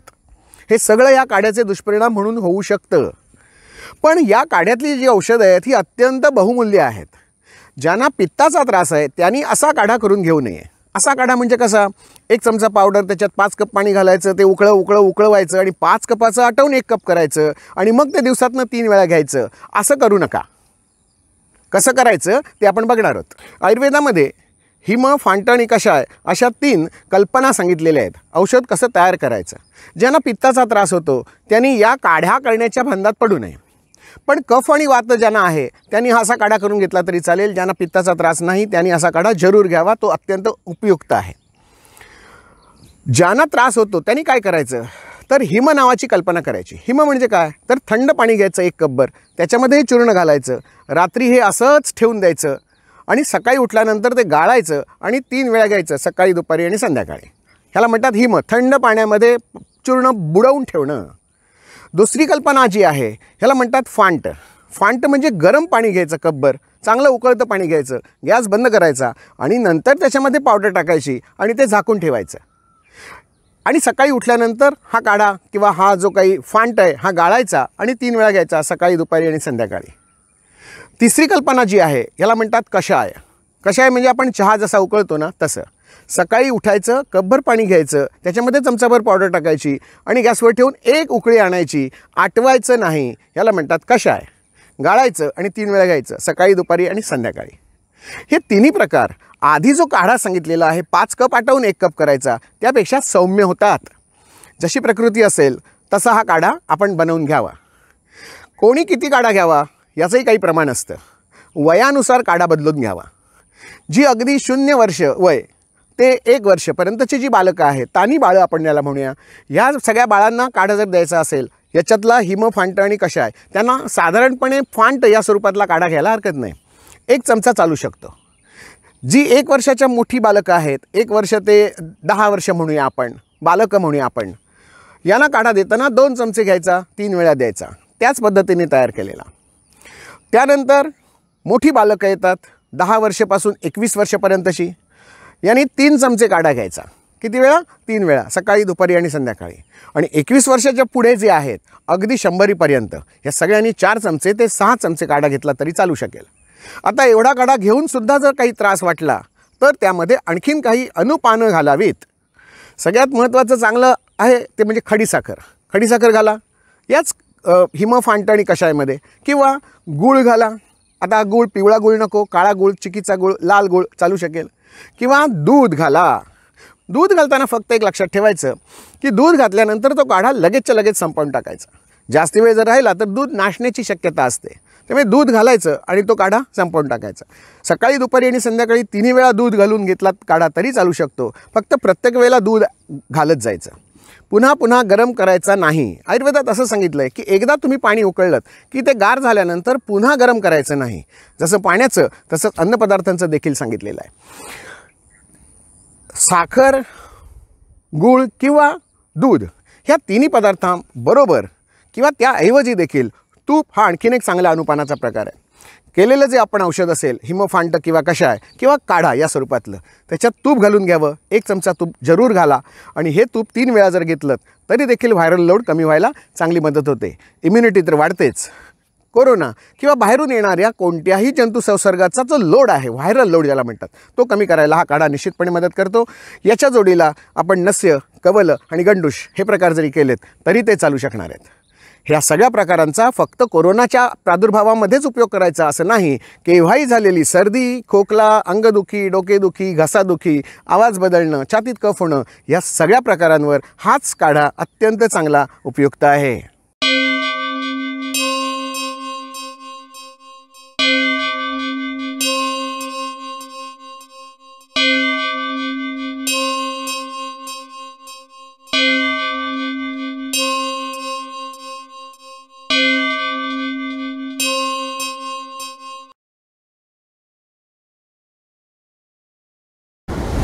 कोरोनाच्या आत्ताच्या या अस्थिर वातावरणामध्ये काही आजार होतील तुम्हाला. काही जणांना सर्दी होईल, काही जणांना खोकला येईल, काही जणांना डोकं दुखेल, काही जणांना उलट्या होतील, काही जणांना सांधे दुखतील. स्वतःची स्वतः औषधं अजिबात घेऊ नका. हे सगळ्यात डेंजरस आहे. आपल्याला आपल्या शरीराची माहिती आहे, परंतु रोगाची माहिती आपल्याला पूर्ण नाही आहे आणि त्यामुळे आपण आपल्या जवळच्या वैद्याला भेटून या रोगाचं मान आपल्यासाठीचं काय आहे हे करून घ्यावं, हे ठरवून घ्यावं. उगाचच कोरोना सेंटरमध्ये ॲडमिट व्हायचं नाही आहे म्हणून मी आता तुळशीचा काढा घेतो आहे आणि कोणतरी दुसरा काढा घेतो आहे, असे काढे घेत राहू नका. वैद्यांच्या सल्ल्याने करायचं आहे. कोणतंही औषध जे असतं हे वैद्यांच्या सल्ल्याशिवाय करायचं नसतं. समजा आपला मोबाईल बंद पडला तर आपण तो स्वतः खोलून बघतो का? नाही बघत. आपली गाडी बंद पडली, आपण स्वतः उघडून बघतो का गाडीचं? नाही बघत. तसं स्वतःचं शरीर हे लाख मोलाचं नाही, कोट्यावधी मोलाचं आहे. त्यामुळे स्वतः कधी याच्यावर प्रयोग करून घेऊ नका. यासाठी वैद्य आहेत, त्यांनी काही कोर्स केलेले आहेत, त्यांनी शरीरशास्त्र आतून समजून घेतलेलं आहे, आयुर्वेदाचे सिद्धांत त्यांना माहिती आहेत, जगायचं कसं हेही त्यांना माहिती आहे, आयुष्याचे अनेक प्रकार आहेत हे यांनी अनुभवलेले आहेत. आणि त्यामुळे या वैद्यांचा सल्ला घेऊन आपल्याला झालेल्या रोगाचं मान म्हणजे निदान म्हणजेच डायग्नोसिस यांच्याकडनं करून घ्यायचं आणि स्वतःची औषधं त्यांच्याकडनं मान्य करून घेऊन मग स्वतःवर वापरायची. नाहीतर आज तुम्हाला दरवाजावर तुमच्या औषधं विकायला कंपनी येणार आहे. काही जण तर अशी चमत्कारिक औषधं सांगतायत ज्याला आयुर्वेदात कुठेही रेफरन्स नाही अशी औषधं सांगतायत. स्वतःला वैद्य असल्याचं ठामपणे सांगतात आणि औषध काहीतरी सांगतात. कोणीतरी सांगतो लिंबाचा रस म्हणे नाकात घाला 5 लाख रुपये मिळवा. अशा औषधांच्या मागे लागू नका. लिंबाचा रस अतिशय तीक्ष्ण आहे, हा नाकात गेल्यानंतर झोंबतो. असं औषध करू नका. कृपा करून असे व्यवहार करणारी जी मंडळी आहेत हे सगळे भोंदू आहेत आणि हे आयुर्वेदाला बदनाम करतायत, भारताला बदनाम करतायत. यांच्यापासून सावध राहायला पाहिजे. आज कोणीतरी लिंबाचा रस सांगतोय, उद्या कोणीतरी बिब्बा सांगेल, परवा आणखी कोणीतरी मिरची सांगेल, म्हणून करणार का तुम्ही? नाही, आम्ही वाचलं कुठेतरी म्हणून आम्हाला असं करावं असं वाटलं. हे असं करू नका. ऑथोराईज वैद्यांचा सल्ला घ्या, आयुर्वेदाचा सल्ला घ्या आणि मगच आपल्याला ही आपली औषधं जी काही आहेत ही करायची आहेत. या औषधांमधले दोष आयुषने सांगितलेले आहेत. आयुषमध्ये होमिओपॅथी आणि आयुर्वेद या दोघांचाही समावेश केलेला आहे. होमिओपॅथीमधले जे तज्ज्ञ आहेत त्यांना होमिओपॅथी औषधांविषयी विचारा आणि आयुर्वेदातले जे तज्ज्ञ आहेत त्यांना आयुर्वेदाच्या औषधांबद्दल विचारा. ते त्यातले जाणकार असतील, ते त्यातले तज्ज्ञ असतील, ते त्यातले उत्तम ते सांगू शकतील. ही सगळी औषधं घेत असताना आपल्या आहारावर आपलं लक्ष पाहिजे. आपला आहार नेहमीसारखा षड्रसयुक्त 6 चवींचा आहार आपल्याला घेतला पाहिजे. दुपारचं जेवण भरपूर जेवा, याने प्रतिकार क्षमता वाढेल. आणि संध्याकाळचं जेवण हे अगदी कमी घ्या, ज्यामुळे पचनशक्तीवर लोड येणार नाही. घेतलेल्या अन्नाचं व्यवस्थित विघटन होईल, घेतलेल्या औषधाचं व्यवस्थित पाचन होईल आणि आपल्याला जिथे हवं तिथे हे औषध जाऊन काम करू शकेल. औषधाला काम करायला आतमध्ये जर जागाच नसेल तर औषधं कसं काम करणार? म्हणून औषधाला काम करायला थोडी जागा शिल्लक ठेवा. याला म्हणतात लंघन. हे थोडंसं लंघन जर केलं तर आहार आणि औषध दोन्ही पचायला सोपं जाईल. औषधांच्या बाबतीत पुन्हा एकदा सांगतो, कोणीतरी येऊन काहीही औषधं तुम्हाला सांगतील, अजिबात विश्वास ठेवू नका. स्वतःवर विश्वास ठेवा आणि स्वतःच्या फॅमिली डॉक्टरवर विश्वास ठेवा. फॅमिली डॉक्टर तुमचं कधीही अहित चिंतणार नाही. ही जी भांडी असतात ही भांडी अत्यंत महत्त्वाची असतात. तर ही पितळीची भांडी, तांब्याची भांडी जर तुम्हाला हवी असतील तर ही सगळी आपल्या चॅनेलवर उपलब्ध आहेत. चॅनेलच्या खालच्या डिस्क्रिप्शन बॉक्समध्ये याची माहिती दिलेली आहे, नंबर दिलेला आहे. जरूर संपर्क करा. व्हॉट्सअपवर संपर्क करा. नुसता मेसेज टाकून ठेवलात तरी आमचा रिप्लाय तुम्हाला येईल. त्या रिप्लायमध्ये तुम्हाला या तांब्याच्या भांड्यांचा आकार, त्यांचा नंबर आणि त्यांची किंमत देखील कळवली जाईल. तुम्हाला जे भांडं आवडतंय ते तुम्ही निवडा आणि आम्हाला फक्त त्याचा नंबर कळवा आणि पैसे कसे पाठवायचे डिस्क्रिप्शन बॉक्समध्ये बघून घ्या. ते भांडं तुम्हाला निश्चितपणे घरपोच होईल. कोणाला भेट देण्यासाठी ही आरोग्याची भेट असेल, तुमच्या घरात आरोग्य आणण्यासाठी ही आरोग्याची भेट स्वीकारलेली असेल, भाऊबीजेच्या वेळेला असेल, पाडव्याच्या वेळेला असेल, कुठच्या तरी रिटर्न गिफ्टच्या वेळेला अशी भेट कायमची आठवण राहील तुमची आणि आमच्या चॅनेलची सुद्धा. या कोरोनाने काटकसर कशी करायची हे शिकवलं. म्हणजे काय, कमीत कमी आपल्या साधन सुविधेमध्ये आपल्याला जगता येतं की नाही हे एकदा आपण तपासून बघूया.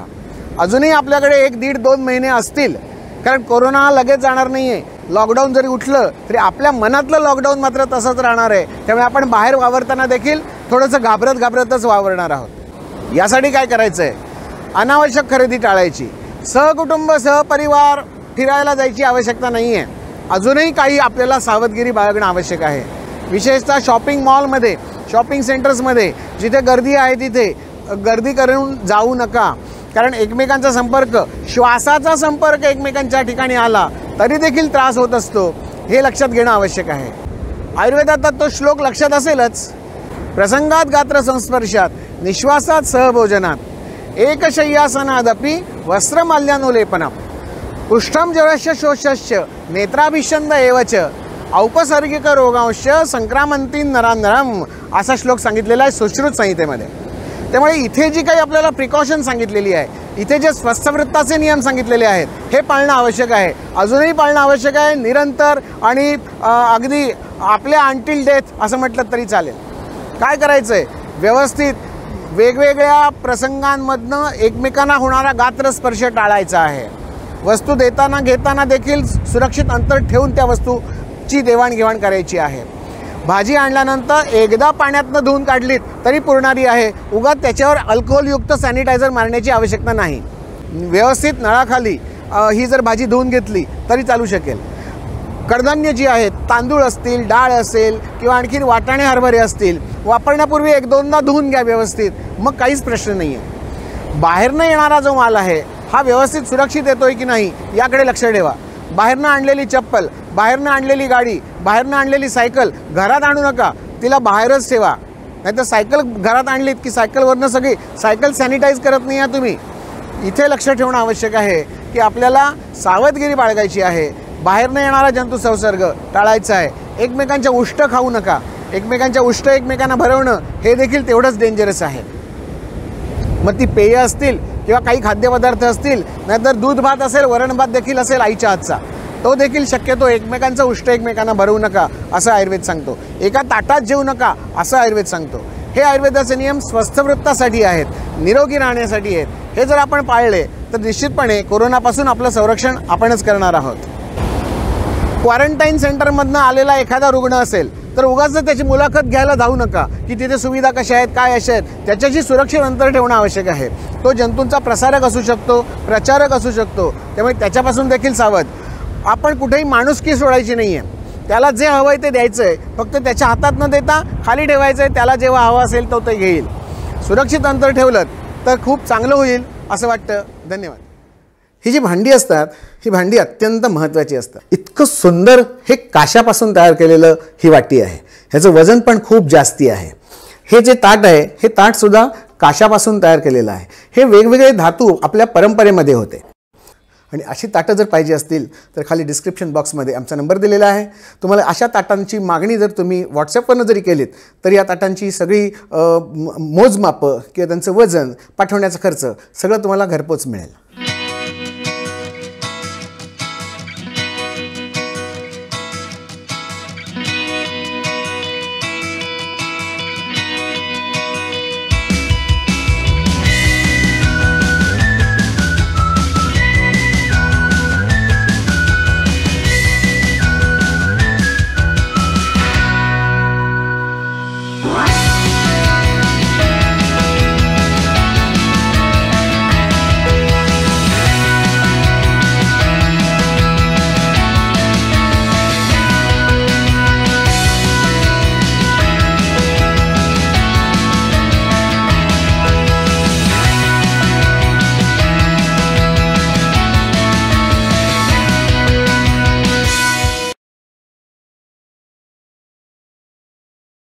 कोरोना जाण्यासाठी गेल्यानंतर आपण काय सावधानता बाळगायची यावर आपण चर्चा करतोय.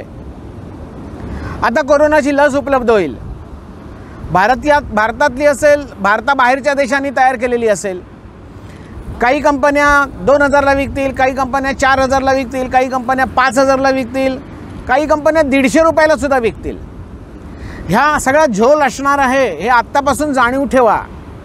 आणि कृपा करून लस बाजारात आली असं म्हटल्यानंतर लगेच रांगा लावून लस टोचून घ्यायला जाऊ नका. अजून त्या लसीचं परीक्षण पूर्ण व्हायला हवं आहे. आणि त्या अगोदर जर आपण घाई करून लस टोचून घेण्याच्या रांगेत उभं राहिलो आणि या लसीच्या नंतर दुष्परिणाम दिसायला लागले तर काय करणार? आपल्याला काय करायला पाहिजे? थोडा वेळ वाट बघायला पाहिजे. आणि ही जी लस तयार केली जाते अनेक देशांकडनं असेल, पुण्यामध्ये असेल, मुंबईमध्ये असेल, दिल्ली आग्रामध्ये असेल, परदेशामध्ये असेल, ह्या सगळ्या लसींचं परीक्षण पहिल्यांदा प्राण्यांवर व्हायला लागतं आणि नंतर मग त्याच्या ट्रायल्स ह्या मानवावर घेतल्या जातात. आता मध्ये आपण व्हॉट्सॲपवर किंवा अन्य कोणत्याही गटांमध्ये असं आपण वाचलं की या लसीची चाचणी सुरू आहे, मानवावर सुरू आहे. काही स्वयंसेवक तयार आहेत, काही डॉक्टरांनी लसीकरण करून घेतलेलं आहे. परंतु हे अजून ट्रायल बेसिसवर आहे. ह्यांचे पूर्ण निष्कर्ष आल्याशिवाय कोणीही लसीकरणासाठी आगाऊ पैसे भरण्याची आवश्यकता नाही. इथे फसगत होण्याची शक्यता आहे. त्यामुळे अशी फसगत स्वतःची होऊ नये. स्वतःचं आरोग्य चांगलं राहावं, ह्याच्या ट्रायल चांगल्या 5-6 महिने होऊन जाऊ देत आणि मग आपण या लसीकरणाचा विचार करायचं की नाही याचा विचार करायचा. खरं सांगायचं तर लसीकरण केलं, गोवर, कांजिण्या यांचं लसीकरण केलं, घट्टसर्पाचं लसीकरण केलं किंवा गालगुंड येऊ नये यासाठी लसीकरण केलं, परंतु हे रोग काही कमी झालेले नाही आहेत. लसीकरण करून देखील हे रोग आहेतच. तसाच कोरोना देखील एक रोग राहणार आहे, ठराविक मुदतीसाठी येणार आहे आणि ठराविक मुदतीनंतर तो गायब होणार आहे. लसीकरण कसं करायचं, का करायचं, किती करायचं, आवश्यकता आहे की नाही, हे प्रश्न अजून अनुत्तरित आहेत. सांगण्याचं तात्पर्य एवढंच की जेव्हा लस बाजारात उपलब्ध होईल तेव्हा लगेच घाई करून त्या जशा दारू दुकानाच्या बाहेर रांगा लागल्या किंवा मटणाचे शॉप सुरू झाल्यानंतर त्या मटणाच्या दुकानाच्या समोर रांगा लागल्या, अशा रांगा कृपा करून कुठच्याही आरोग्य केंद्राच्या बाहेर लावू नका. आधी काय ते समजू देत, त्याच्यातलं डावं उजवं समजू देत, त्याच्यातले फायदे तोटे समजू देत आणि मगच लसीकरण करायचं की नाही हा आपण निर्णय घेऊ. आपण स्वतःचं आरोग्य सांभाळायचं आहे. आपण जर निरोगी राहिलो तर लसीकरणाची काही आवश्यकताच नाही आहे. कुठच्या पशुपक्ष्यांना लसीकरण करावं लागतं? जे नैसर्गिकरित्या जन्माला आलेले पशुपक्षी आहेत त्यांना लसीकरणाची आवश्यकता नाही आहे. परंतु जे हायब्रिड आहेत, म्हणजे पोल्ट्रीतल्या कोंबड्या असतील किंवा माजवलेले बकरे असतील किंवा मुद्दाम ज्यांची पैदास केली जाते, कृत्रिम पैदास केली जाते, अशांना लसीकरणाची गरज नसते. त्यामुळे लसीकरण कोणाला? ज्यांना कृत्रिम पैदास निर्माण केलेली आहे यांना लसीकरणाची गरज असतील. मग ती कोंबड्या असतील, ती बदकं असतील, ते आणखीन शेळ्या मेंढ्या असतील, नाहीतर आणखीन डुकरं असतील. मनुष्याला खरं सांगायचं तर लसीकरणाची तशी गरज काही नाही, कारण आपली प्रतिकारक शक्ती ही आपल्या शरीरामध्ये आहेत. आपल्या शरीरात अनेक प्रकारचे कारखाने आहेत, ज्या कारखान्यांमध्ये प्रतिजैविक म्हणजे अँटीबॉडीज तयार होत असतात, ज्यालाच आपण हर्ड इम्युनिटी म्हणतो. आणि या जर तयार होत असतील तर वेगळ्या लसीकरणाची काही आवश्यकता आहे असं या क्षणाला तरी मला वाटत नाही आहे. त्यामुळे आताच्या व्हिडिओमधनं एकच मेसेज लक्षात ठेवा, लसीकरण जरी सुरू झालं तरीसुद्धा घाई करून रांगा लावून लसीकरणाच्या मागे लागण्याची अजिबात आवश्यकता नाही. Wait and watch. तांब्याची भांडी, पितळीची भांडी ह्याला जर आतनं कलही लावलेली असेल तर सोने पे सुहागा. सागराची पावडर पहिल्यांदा त्यांनी जाऊन घेतली आणि त्याच्यानंतर हे कढईचं जे मटेरियल असतं, ज्याला इंग्लिशमध्ये टीन असं म्हणतात, ते मटेरियल आता ते भांड्याच्या सर्व बाजूनी लावत आहेत. त्याच्यामध्ये जे औषध वापरलेलं आहे त्यात तो जो धातू आहे, हा धातू प्रमेहावरचं, डायबिटीसवरचं सगळ्यात चांगलं औषध आहे. ही जी भांडी असतात ही भांडी अत्यंत महत्त्वाची असतात. तर ही पितळीची भांडी, तांब्याची भांडी जर तुम्हाला हवी असतील तर ही सगळी आपल्या चॅनेलवर उपलब्ध आहेत. चॅनेलच्या खालच्या डिस्क्रिप्शन बॉक्समध्ये याची माहिती दिलेली आहे, नंबर दिलेला आहे. जरूर संपर्क करा, व्हॉट्सअपवर संपर्क करा. नुसता मेसेज टाकून ठेवलात तरी आमचा रिप्लाय तुम्हाला येईल. त्या रिप्लायमध्ये तुम्हाला या तांब्याच्या भांड्यांचा आकार, त्यांचा नंबर आणि त्याची किंमत देखील कळवली जाईल. तुम्हाला जे भांडं आवडतंय ते तुम्ही निवडा आणि आम्हाला फक्त त्याचा नंबर कळवा आणि पैसे कसे पाठवायचे डिस्क्रिप्शन बॉक्समध्ये बघून घ्या. ते भांडं तुम्हाला निश्चितपणे घरपोच होईल. कोणाला भेट देण्यासाठी, ही आरोग्याची भेट असेल, तुमच्या घरात आरोग्य आणण्यासाठी ही आरोग्याची भेट स्वीकारलेली असेल, भाऊबीजेच्या वेळेला असेल, पाडव्याच्या वेळेला असेल, कुठच्या तरी रिटर्न गिफ्टच्या वेळेला, अशी भेट कायमची आठवण राहील तुमची आणि आमच्या चॅनेलची सुद्धा.